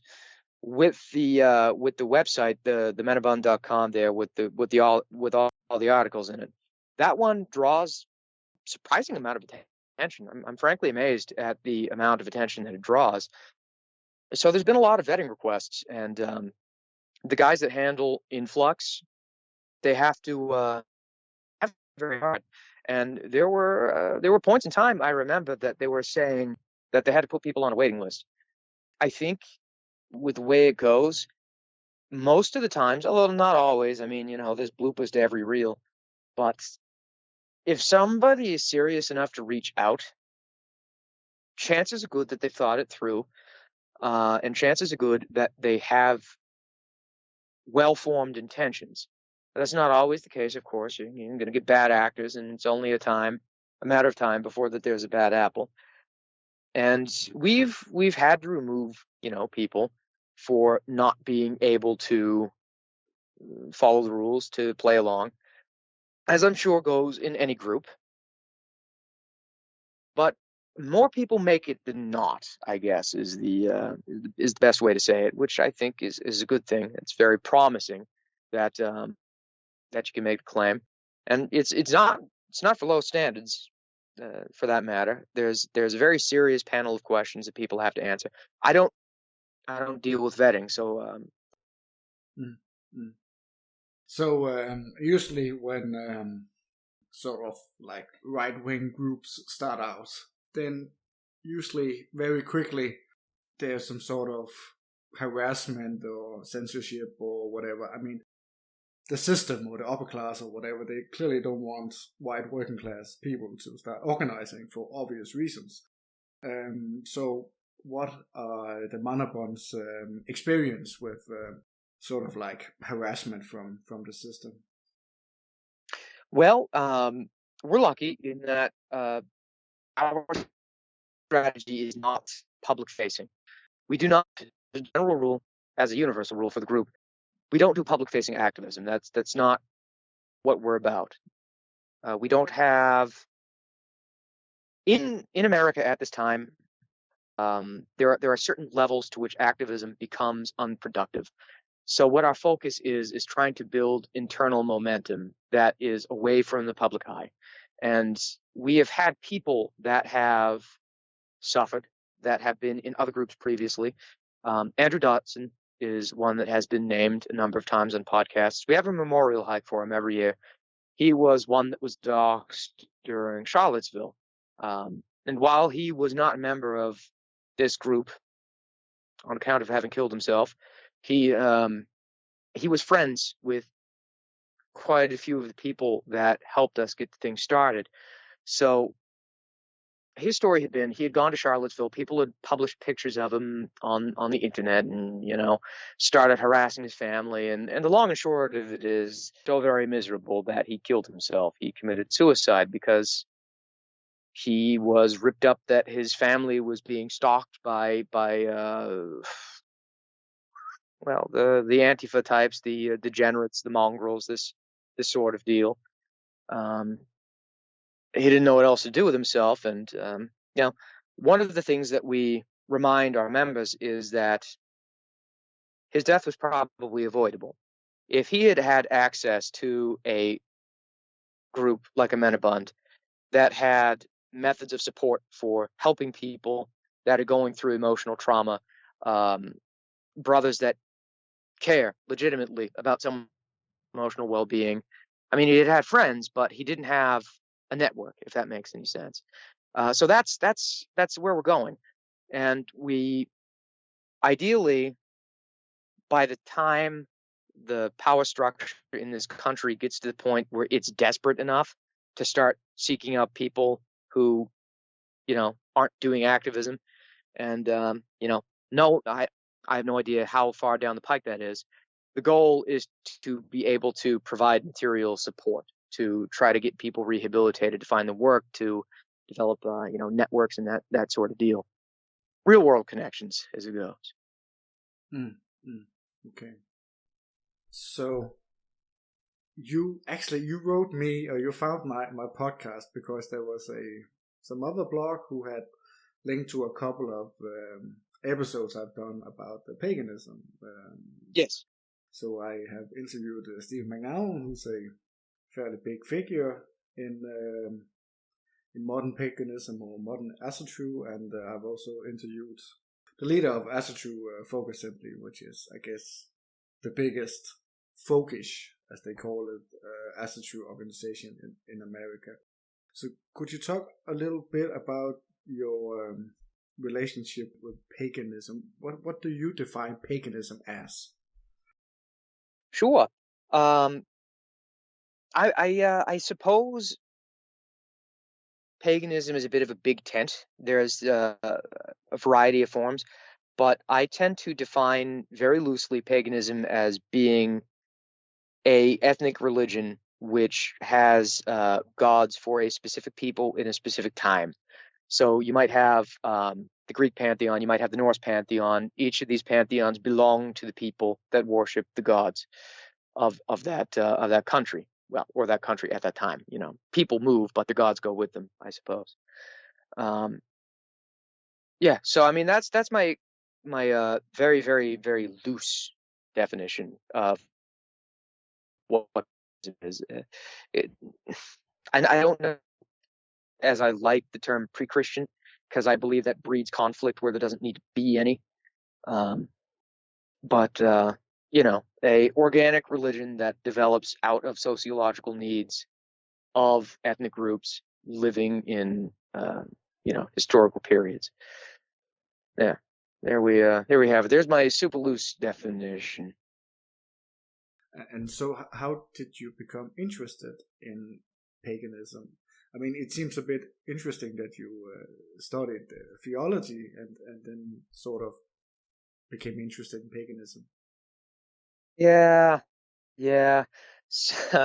So when I was a child, fairy tales, mythology, all of this sort of thing was a big deal. Hans Christian Andersen was a huge part. The Brothers Grimm, and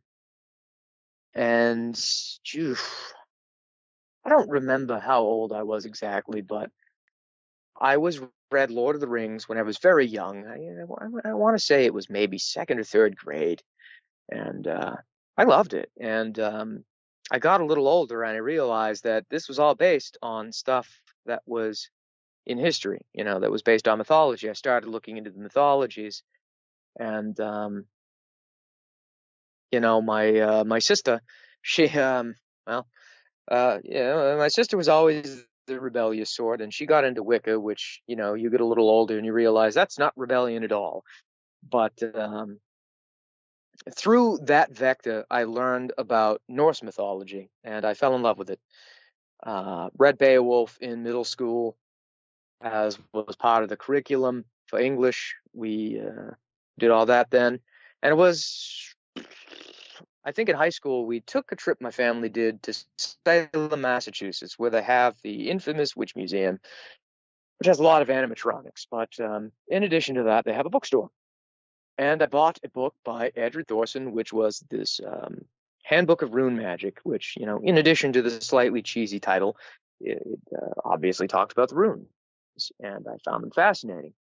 And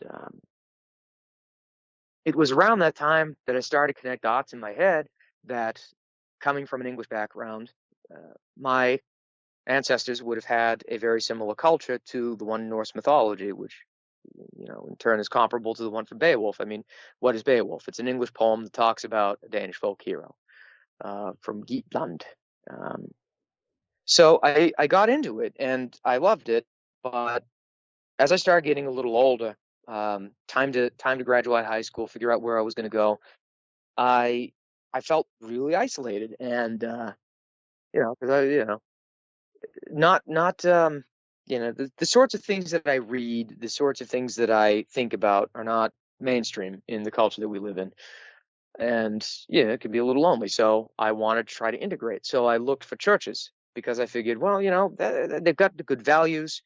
They prioritize family. I had always been a fan of the pro-life movement, that sort of thing. And you don't, well, I mean, there's not much to be said of a pro-life outside of Christianity in this country. So I started looking into churches. I started doing research. I started doing the reading, and I followed the paper trails backwards and determined for myself at the time that if I was going to join a church, probably ought to be Catholicism, because it has, I perceived at the time, the best claims to historical legitimacy. Took it very seriously, and that's how I ended up getting into theology.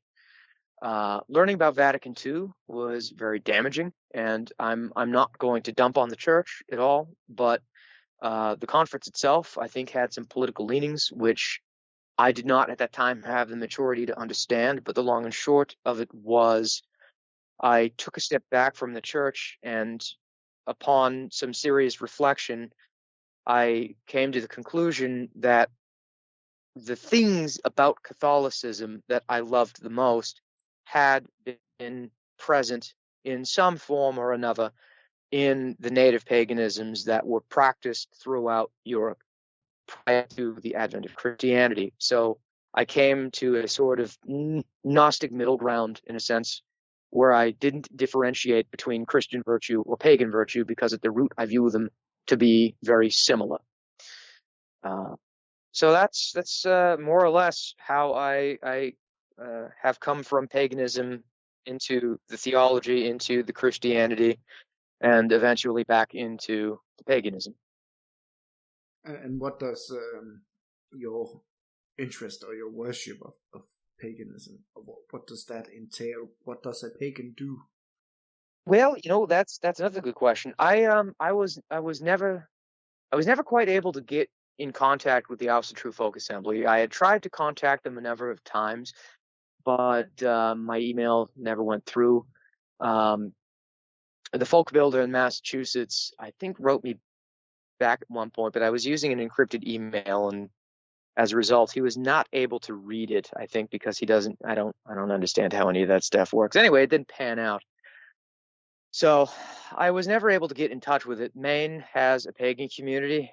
It sucks and is pathetic. There's no nice way to put it. You know, the very woo-woo, let's all hold hands and spoon kind of paganism is what Maine has. And what do? They have cats. They drink wine. They talk about Trump. They don't really. They're not exciting, but in the Mannerbund, we have a functional pagan community, and we have certainly a functional Christian community. And while there's no law to say that they're separate, they tend to, you know, congregate with each other. We've had attempts to do some pagan stuff, when people have the time. Of course, life is busy when everybody works. But we tried, for instance, to do a midwinter nights. I think last year, before all of this nonsense with COVID started. We did a votive offering. We did some prayers, that sort of thing. I personally, I'm a big believer in staining. I don't know if you've ever read the sagas or the Eddas, but they talk about staining the runes, which I do. The idea being that you'll cut yourself out some runes from twigs or wood or whatever, and put a little bit of your blood on it, or other animals' blood. I use my own because it's always handy. The idea being that it makes it very much yours. That's something I do. I have done votive offerings of my own. I didn't really start doing them until fairly recently, actually. I know you've asked your Also True guests about personal experiences. So my personal experience, the one that made me consider very much the gravity of, is my wife and I had gone through a spot of infertility where we had a number of miscarriages, and it drug on for a couple of years, and it was beginning to wear me down. I've heard it said before that when you're in nationalism, it's like joining a fertility cult, and it's true. And if you have trouble having kids, that's fundamentally damaging. And I was pretty desperate, and I'd never really seriously prayed before. But I remembered very clearly, I was doing an addition for the house that I live in, and my wife had asked me to renovate what was previously a abandoned guest room that it was basically storage for random stuff, and turn it into a bedroom so that the bedroom could be converted into a nursery, because my wife, she never lost faith that we were going to get there. And kudos, she was right. We have a very beautiful bouncing boy, but at that time I did not think that we were going to get there. So I did. I prayed. I stained the runes. I put them away. I offered up a couple of my prized possessions, and I boarded them up so that they, couldn't be accessed. They became part of the house, as it were. And, inside a week of doing that, we got the pink line on the pregnancy test. The little 2 pink lines that tell you that you're good to go. And it was surreal because I hadn't done anything different. Life had not changed, and we had been dealing with this infertility for years now. And after 3 or 4 years of dealing with nothing but miscarriages, it's pretty easy to think that you don't get a happy ending. So I did it, and we got pregnant, and that changed how I viewed things a lot.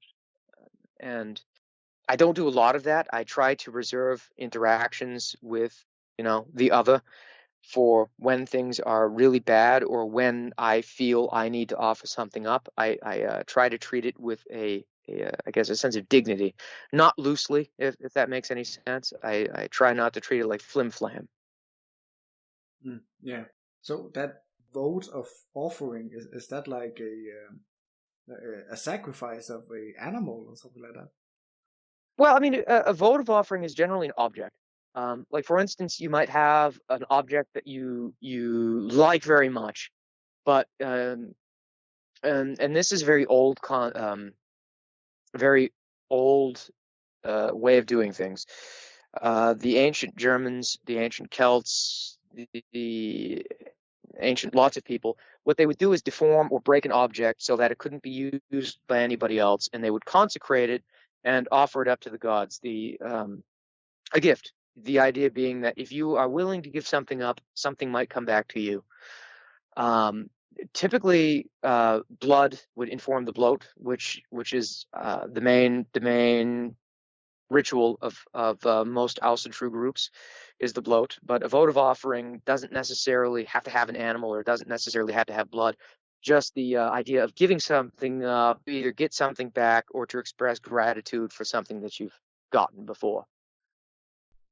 Yeah, okay. I think I've heard about that concept before. I mean, it's almost like Christian almsgiving or penance. So it feels a bit similar in some way. Sure. Yeah, and the Catholics have their own form of votive offering. I mean,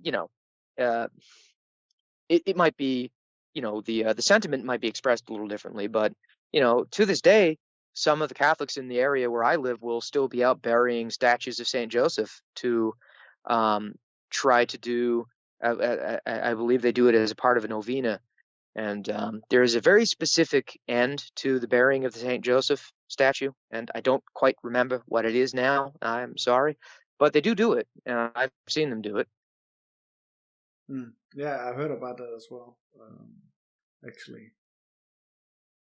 So I think you should try to reach out to As a True Focus. And I mean, I've done those few interviews, and once a month they have like this Q&A thing where Flavel, you can ask him questions and stuff, and I usually watch it because I mean I like to follow stuff, and I mean of course I'm not a member or anything, but I mean I think it seems pretty serious, and they seem, both McNallen and Flavel, I mean I think they seem like good people.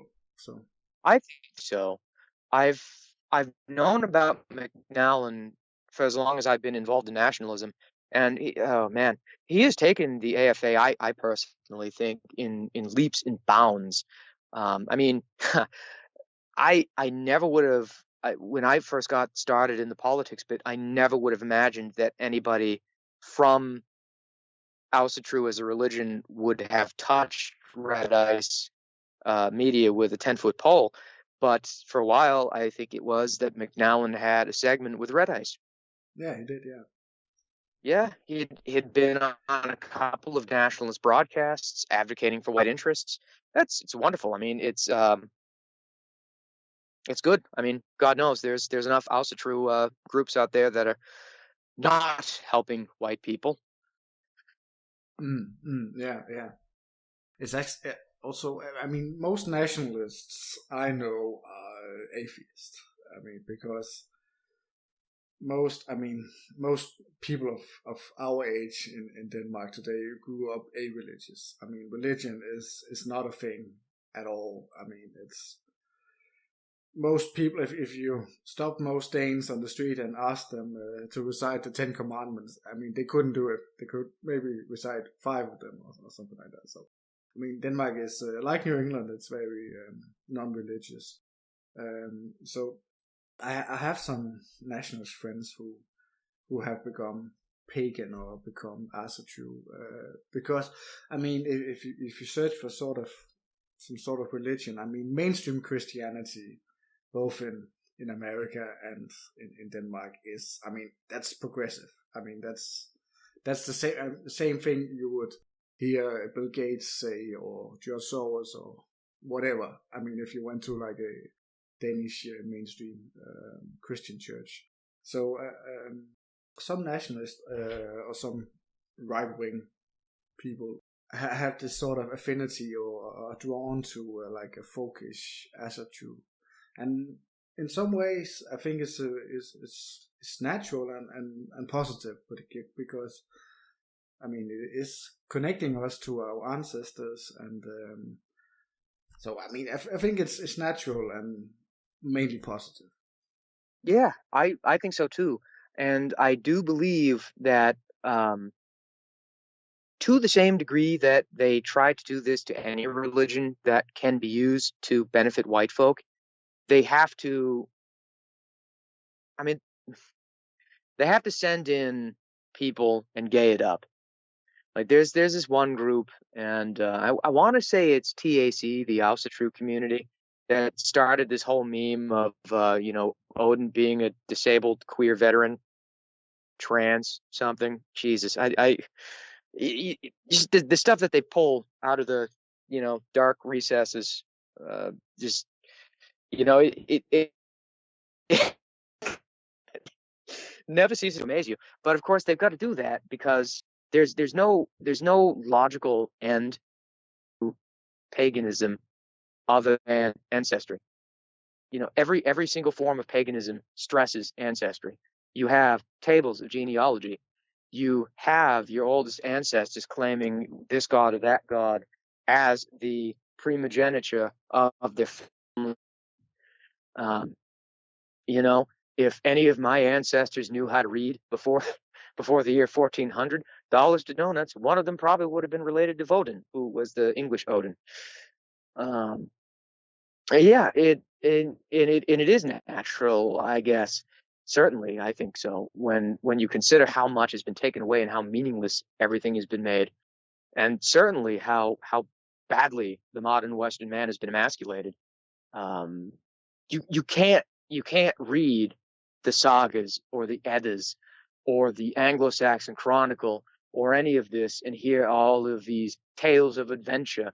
You know, getting into a boat and going to lands that probably no one had ever heard of before. You know, the only places I go, I've been to a million times before, and I don't always want to go there anymore. Yeah. I think, I mean, if mainstream Christianity continues being progressive, I think mainstream or progressive or postmodern Christianity, I think that will die out. I mean, if you go to like a church in Denmark, I mean, it's mainly old people who attend. I mean, I also read something about Catholic masses. I mean, the regular Novus Ordo masses. I mean, it's mostly old people. So I mean, I think progressivism in general will die out because I mean the birth rates are so small. So I mean, it has to die out at some point. Sure. So I think definitely we'll see more paganism in the future. Definitely. So in America, the situation, I mean, at least in the Catholic churches, is very similar. But I'm guessing that the Danes don't have mega churches or anything like that. Does that ring a bell for you? Yeah. No, we don't. I know mega churches, but no, we don't have mega churches. No. Good for you. That's nice. But we do have mega churches, and that's kind of like the feeble attempt to try to suck the youth back in. And sounds really cynical to say, but that's what it is. They'll jazz it up with rock and roll, and they'll try to get tattoo pastors that try to be edgy. And how it goes is usually people will sit in the pews for a month or two and then realize that all that edgy stuff they thought they were getting isn't that edgy at all. And then a rainbow flag rolls down over the altar at some point. People move on and seek other ventures. I mean, there's some of them that are okay, but like you say, the progressivism is pretty poisonous. But they're trying very hard, I think, because over here, they've seen that if they don't get the youth back, they're going to have a real hard time championing their progressive causes, that they've got to try to get the youth back into it, because without extraordinary intervention, nobody really cares, about most things that the liberals and the progressives and the this and the that want to champion, unless they want to virtue signal wicked hard. But not too many people legitimately care, if that makes any sense. Yeah, definitely. I mean, it's interesting about Protestantism in general, because you talked about the Puritans, for instance, that they had this very intellectual approach to the Bible and to God. I mean, that is in a sense what Protestantism is about. I mean, it's sort of like removing the supernatural from Christianity. And I grew up in atheistic household, but I mean, I remember I was baptized and I was confirmed when I was like 14 or something. And before you become confirmed in the Danish public or people's church, the Lutheran main church, you have to go to some classes with the priest, and you have to go to some it's not called masses in Protestantism, at least not ours. So you had to go to like church services and stuff, and I mean it was it was okay. I mean, it was a priest who talked about some stuff, but I never really felt anything supernatural or anything. I mean, if Protestantism in some way is removing the supernatural from God and the Bible, then what is left? I mean, then it's just an old book and some opinions. Then you can like discuss. So why go to church? Why have priests? Why not go to a university or whatever? I mean, in a way, Protestantism has destroyed itself in some sense. Yeah, absolutely. And then the other thing you have is with the Protestants, they tend to, once they have disagreements, they tend to go off and start a new church. When I was studying theology, I had read something that seemed to indicate that there was upwards of 30,000 Protestant denominations in the United States. And that's mind-boggling when you think about it. It's like, geez, when's it going to end? How many do you need? Yeah. You read the Bible, there's supposed to be one church, not 30,000 churches. yeah, definitely. So, like a year ago, I tried going to some like traditional Latin mass. And I was blown away because I was like, oh, wow, this is very different from like a Protestant Lutheran church service. I mean, that was supernatural. That felt supernatural. That felt like you entered a room that was different. And they had, I mean, obviously they dress very differently and they speak Latin and they have like bell and singing and stuff. So I mean, I was like, wow, it felt like like a movie about the Middle Ages or something. I thought it was like, wow, this is quite interesting that it used to be like this, or that some people still do it like this. I mean, that was really eye-opening. Yeah, Tridentine masses are special. I've been lucky in that I was able to track a couple down. It was bittersweet because it was literally me and three very, very old ladies who were probably very nice people, but just the fact that there was just only the three little old ladies was kind of depressing. And it was great. They did the Latin, they had the robes, they did the incense, and they bust out the good incense when they're going to do a Tridentine mass. You go to your average. We're not going to have incense today because Jimmy's allergic to it. Wang Chung over there can't really understand the English. So, by the way, the second half of the service after communion will be conducted in Vietnamese, whatever language the Vietnamese speak. And that was the last mass I went to.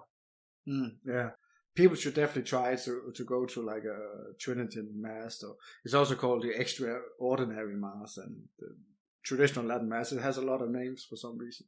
So people should really try to go. I mean, it feels like you're stepping into like a medieval movie or a medieval church, and it feels totally different. It feels supernatural. It feels like there's some spirit present, and these people are worshipping something supernatural. It's not like just some guy talking about what he believes this part of the Bible means. So it's quite interesting, I would say. And I'll bet over in Denmark, you've food churches with the nice vaulted ceilings and the good architecture. The old church.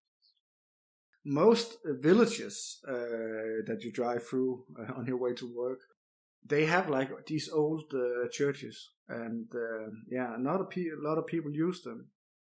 Sometimes they're used for like concerts and stuff because so few people go to church service anymore. But I mean, it's we have a lot of very beautiful, like 1,000-year-old churches. Definitely, it's sad that they are not used anymore. Yeah, we have traditional churches in America. We have no 1,000-year-old churches for obvious reasons, but a lot of ours have been turned into playhouses and cultural centers.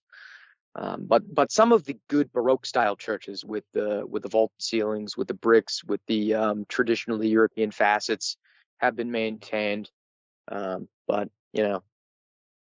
our church building over here kind of has been damaged by modernism. The church in my hometown is shaped like a clamshell. ugly, hideous. Yeah, I also read that. I mean, in New England, there's a lot of, at least before, there was a lot of maritime industry. There's a lot of fishing and stuff. So is that the reason it's shaped like a clam, or is it just some modern thing? It's just a modern thing. I would accept it if a fisherman just really wanted to bring his profession into it, but no, the likelihood is that it was some dingbat architect, thought very highly of himself and wanted to beat that one Australian building that's shaped like a snail. And it's like, I can't let that one have all the glory. Let's build Clam Church. Okay. So the last subject I wanted to speak with about is something I just while we're talking here I just thought about. You said that around 70% of all the men in Mannerbund had wives, and about 50% had children. So usually in progressive societies such as New England and such as Denmark, what happens is that the most high quality women, intelligent women, they go into the big cities to get an education at the university, and they spend their youth getting a degree that takes 5 or 6 years, and then they spend a few years trying to get a foothold in this new economy. And then they are usually late 20s, early 30s, and then they might have one child or perhaps two, and some never have children. So is that the same in New England? That's definitely pushed by the media, by the power structures, that sort of thing. There's a lot of women that are tired of it. There's a lot of women that have gotten to a point where they understand, at least on an emotional level, that they've been sold a line and a bill of goods, and they're never going to get the goods. And there is a trend in America, but this whole notion of the trad wife, where a lot of women are trying to, and I quote the meme now, return to tradition and have the kids, get married.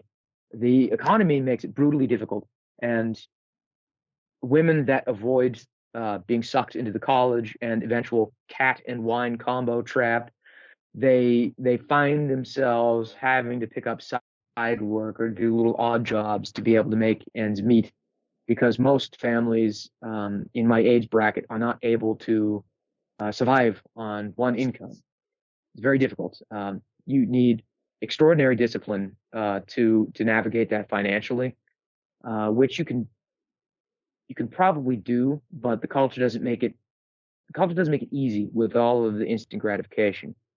But most of the women that I've dealt with from brothers, they've come to these conclusions, but a lot of women are starting to come to these conclusions at younger ages. I can't put a number to it because I'm not super involved in mainstream society anymore. But when I was in college, maybe a little under half of the girls that I went to college with would admit that they didn't know why they were there, and they didn't see much of a future in it, but they were only doing it because they didn't want to disappoint their parents, which is a unfortunate reality, and it's caused a lot of mental anguish. But there's change in the wind. There's not a lot of direction, but there's a lot of change, if that makes any sense. A lot of people are starting to realize that things aren't going their way, but they don't yet know what to do with it on a intellectual level. Yeah, definitely. I feel that's the same in Denmark. There's a lot of unrest and stress, but people really don't know. There's a lot of conspiracy theories. I mean, that's the same as in America, because people, this doesn't make sense. This doesn't feel right, but they don't really know what's the alternative. Well, what should we now believe in? What should we now do? So I think that's a lot of the same issues here in Denmark. Well, it's a shame. I keep hoping that one of these days I'm going to talk to somebody from somewhere where they don't have any of these problems. But it's almost like we've got a globalist agenda here, kind of messing with us. Yeah, definitely. I mean, it's sort of like a second or third industrial revolution that all the industries have been removed because of globalism, because it's easier to buy from China or Mexico or whatever, and then you only have these sort of high-tech industries left. So it's definitely is a global trend. It's also interesting, like a country like China, which has went through a massive transformation in a fairly short time, and the same thing happens there. I mean, they build these huge cities where all the intelligent people from the countryside go and study, and what happens? I mean, they become single and stop having children. I mean, it's exactly the same thing.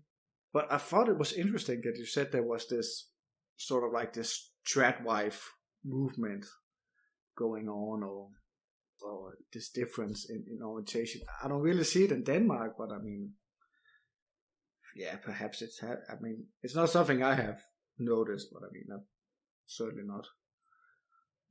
I don't see every trend or see everything, but I think that's very interesting, and that's a very positive sign for our movement. I think so too, and maybe, and who knows, maybe it will pan out that it might take a little bit longer for some of the reaction to the postmodernism to hit Denmark, because if I'm not mistaken, Denmark didn't really it wasn't a ground zero for neoliberalism like America was. We're kind of like the lab rats for this business. They turned our country into a lab, and then they exported all of this nonsense to the rest of the planet. So it might maybe take a little bit longer for the rest of the world to come to some of the conclusions that Americans are, which is to say, we've got to turn back the clock. Because my understanding that Denmark was normal, not too long ago, wasn't it? Well, I mean, we did have like a sexual revolutions in the 60s and stuff, but I mean, I grew up in the 80s and 90s. I mean, it was fairly conservative. I mean, something like gay marriage and transsexualism and whatever, and multiculturalism, that wasn't really a thing. That was seen as strange. There were some immigrants. There were like a few gay people, but there weren't like gay parades. It wasn't like pushed or promoted like it is today. So I mean, I think you have a point that we are sort of like perhaps 5, 10, 15 years behind America.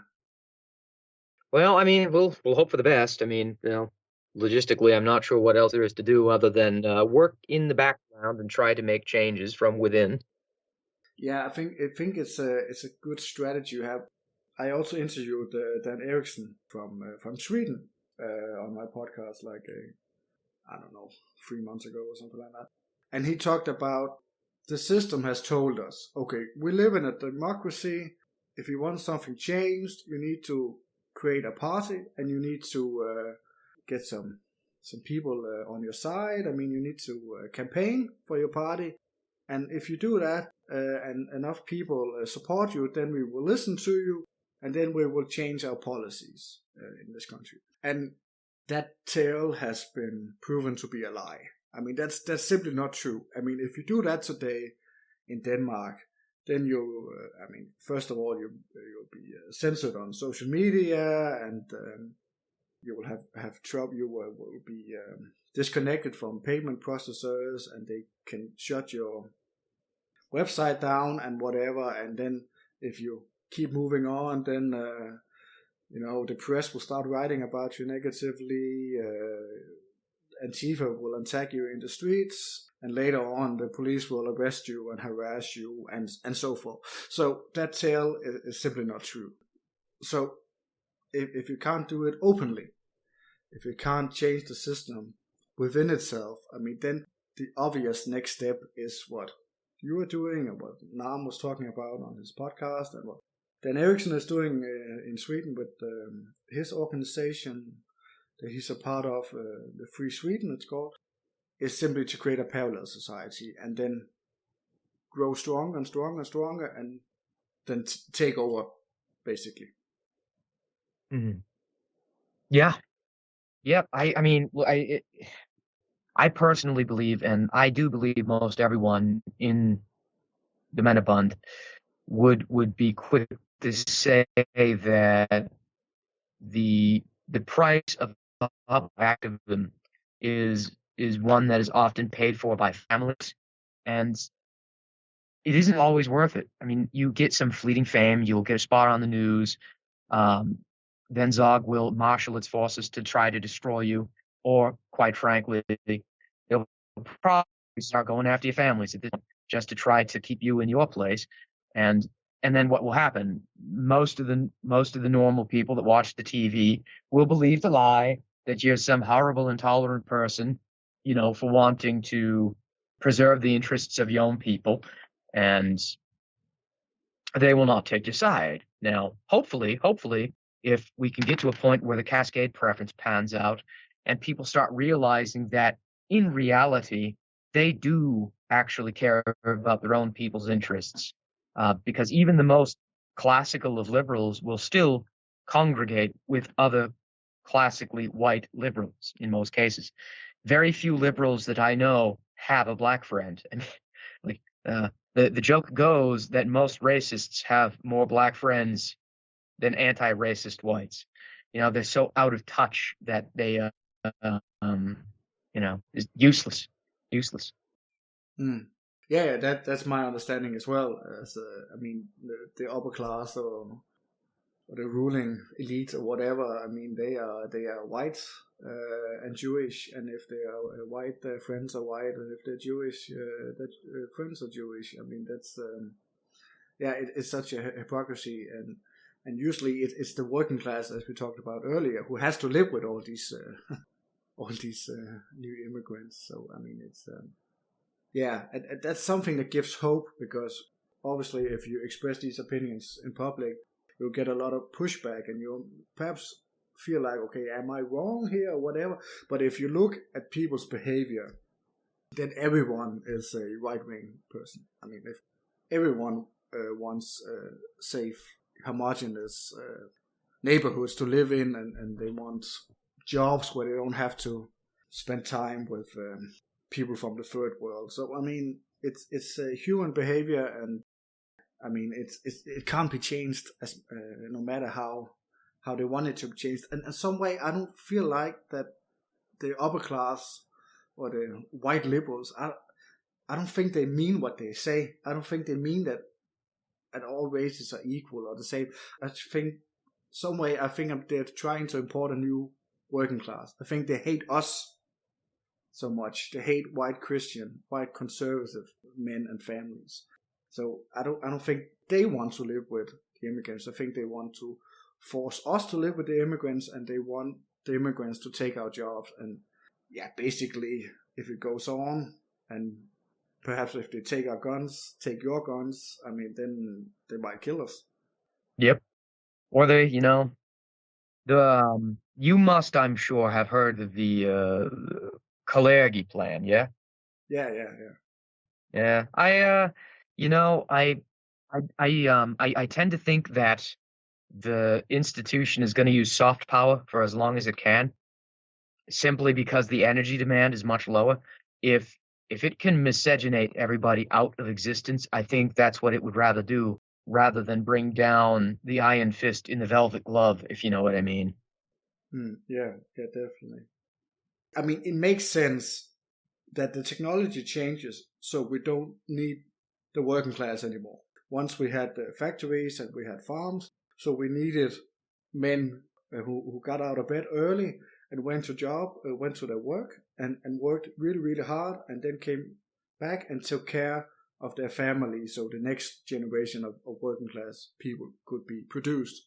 But we don't need that anymore. The ruling class definitely seems to think that way because of outsourcing and technological improvements.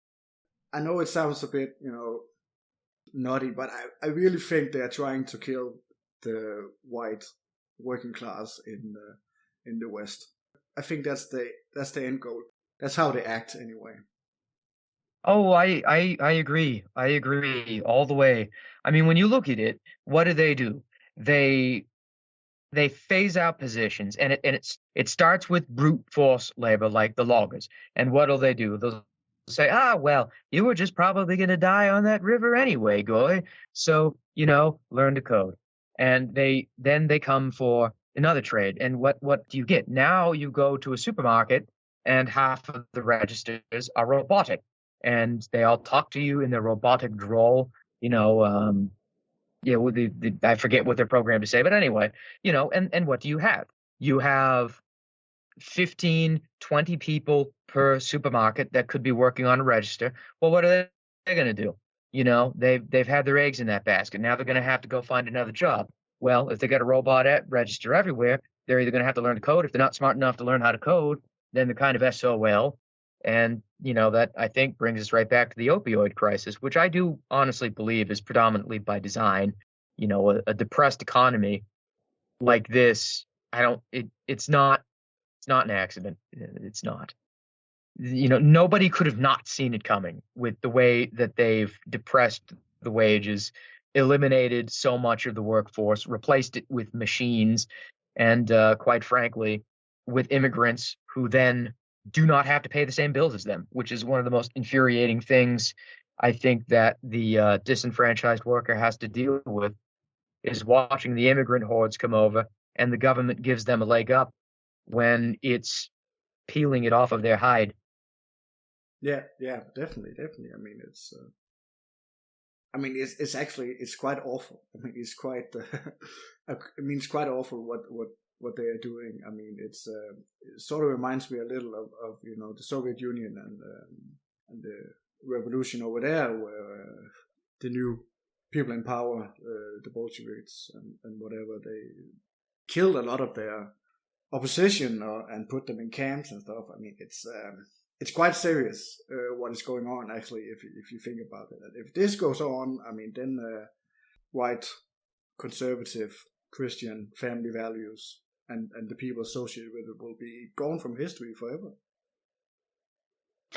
I don't think it's too late. I mean, I think if enough people start banding together on the ground level, hey, that's the whole thing with the fascism to begin with, is all the people are bound together around the central force.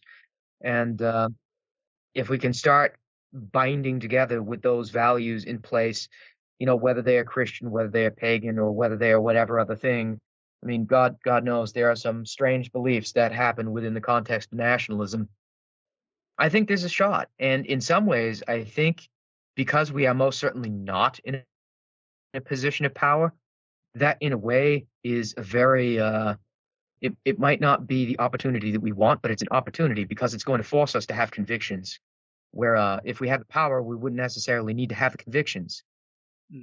Well, I don't think it's too late either. I think we will win, definitely. I mean, they can't just take the middle class of every country in the world, essentially, and destroy them. I mean, that's not gonna, I mean, people are not gonna stand for that.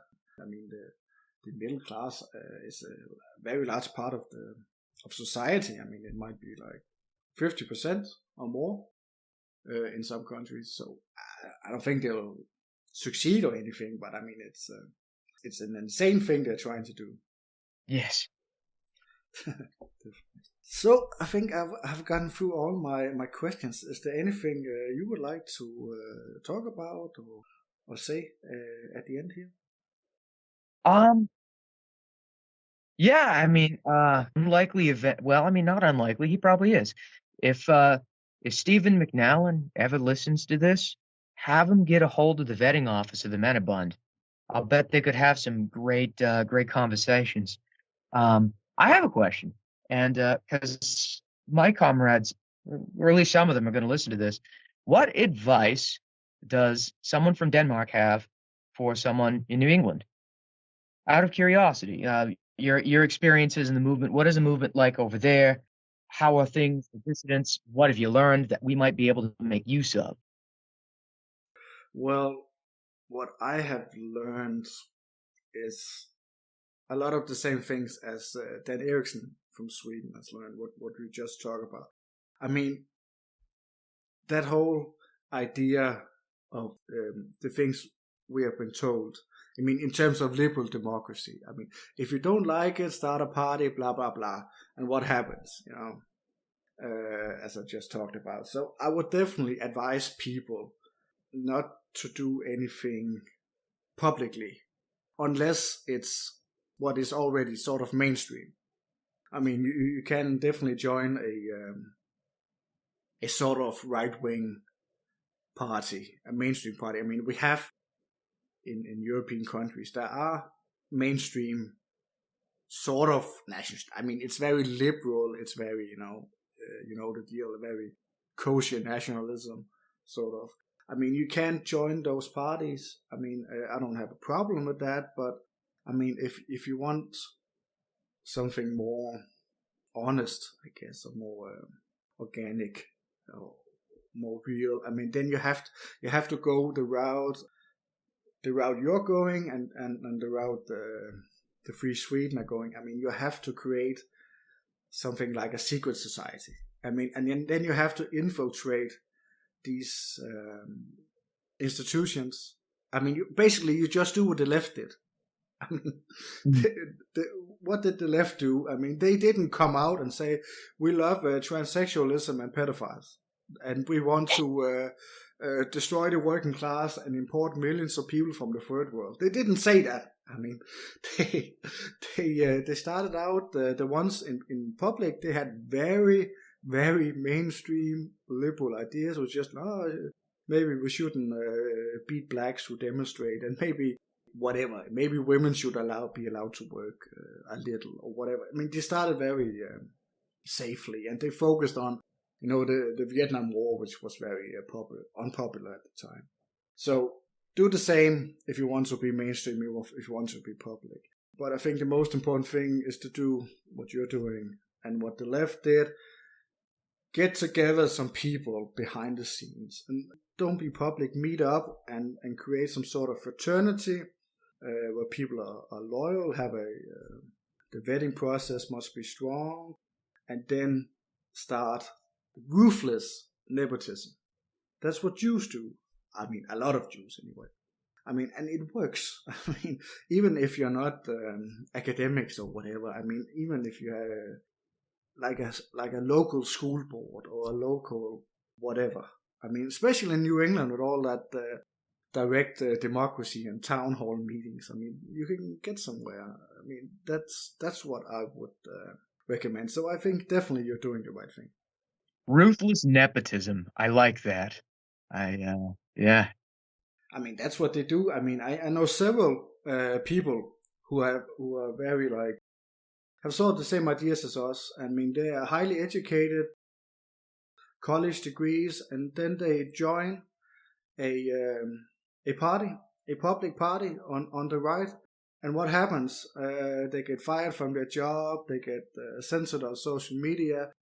I know there's even a guy in Denmark who has a child, and the Antifa guys, they know some people at the local municipalities, and then they make a complaint about him not treating his child properly, and then he has to go to the local town hall and talk with like a left-wing social worker and prove to her why he's not beating his child. I mean, that's pretty awful. I mean, most people would get very stressed out about that, and they use their power in that way.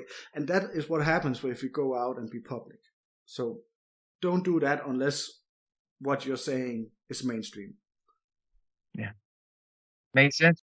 Yeah. I had talked to a lot of very high quality people with long educations, and they have said, I mean, we support you 100%, but I mean, if I go out and say I support this party, then I'll be fired. I mean, they know it. I mean, the left has no tolerance, no pun intended, for this. I mean, they have no tolerance for dissidents. I mean, they are definitely ruthless people, some of them. So don't do that. Create a secret society. It's like the Masons, and start undermining society. Start undermining progressive values. and be quiet. Don't dox yourself. And if you do, then don't say anything outrageous. All right, that's pretty solid stuff. Yeah. So, I mean, I really enjoyed this conversation. I thought it was really interesting, and I'm happy that you wrote me. Usually my podcasts are in Danish, but I mean, I really enjoy speaking with. I guess you are a foreigner, but I mean, I feel closer to you than I feel to 500,000 people who have Danish citizenship. Likewise, I'm honored that you had me on. I have to shout out the Viking Life blog because he's the one that turned me onto your podcast and said that I should get in touch with you. And then I seen that you had Stephen McNally, and I'm like, oh, it's above my pay grade. Way above my pay grade. Stephen McNallen's the big guns. But I enjoy it. So that Viking Lifeblood guy, is he he's from the Mannerbund? Is he one of those guys? No, he's a Dane. Actually, it's a funny thing. I think he was the first person that I met when I started blogging independently, and I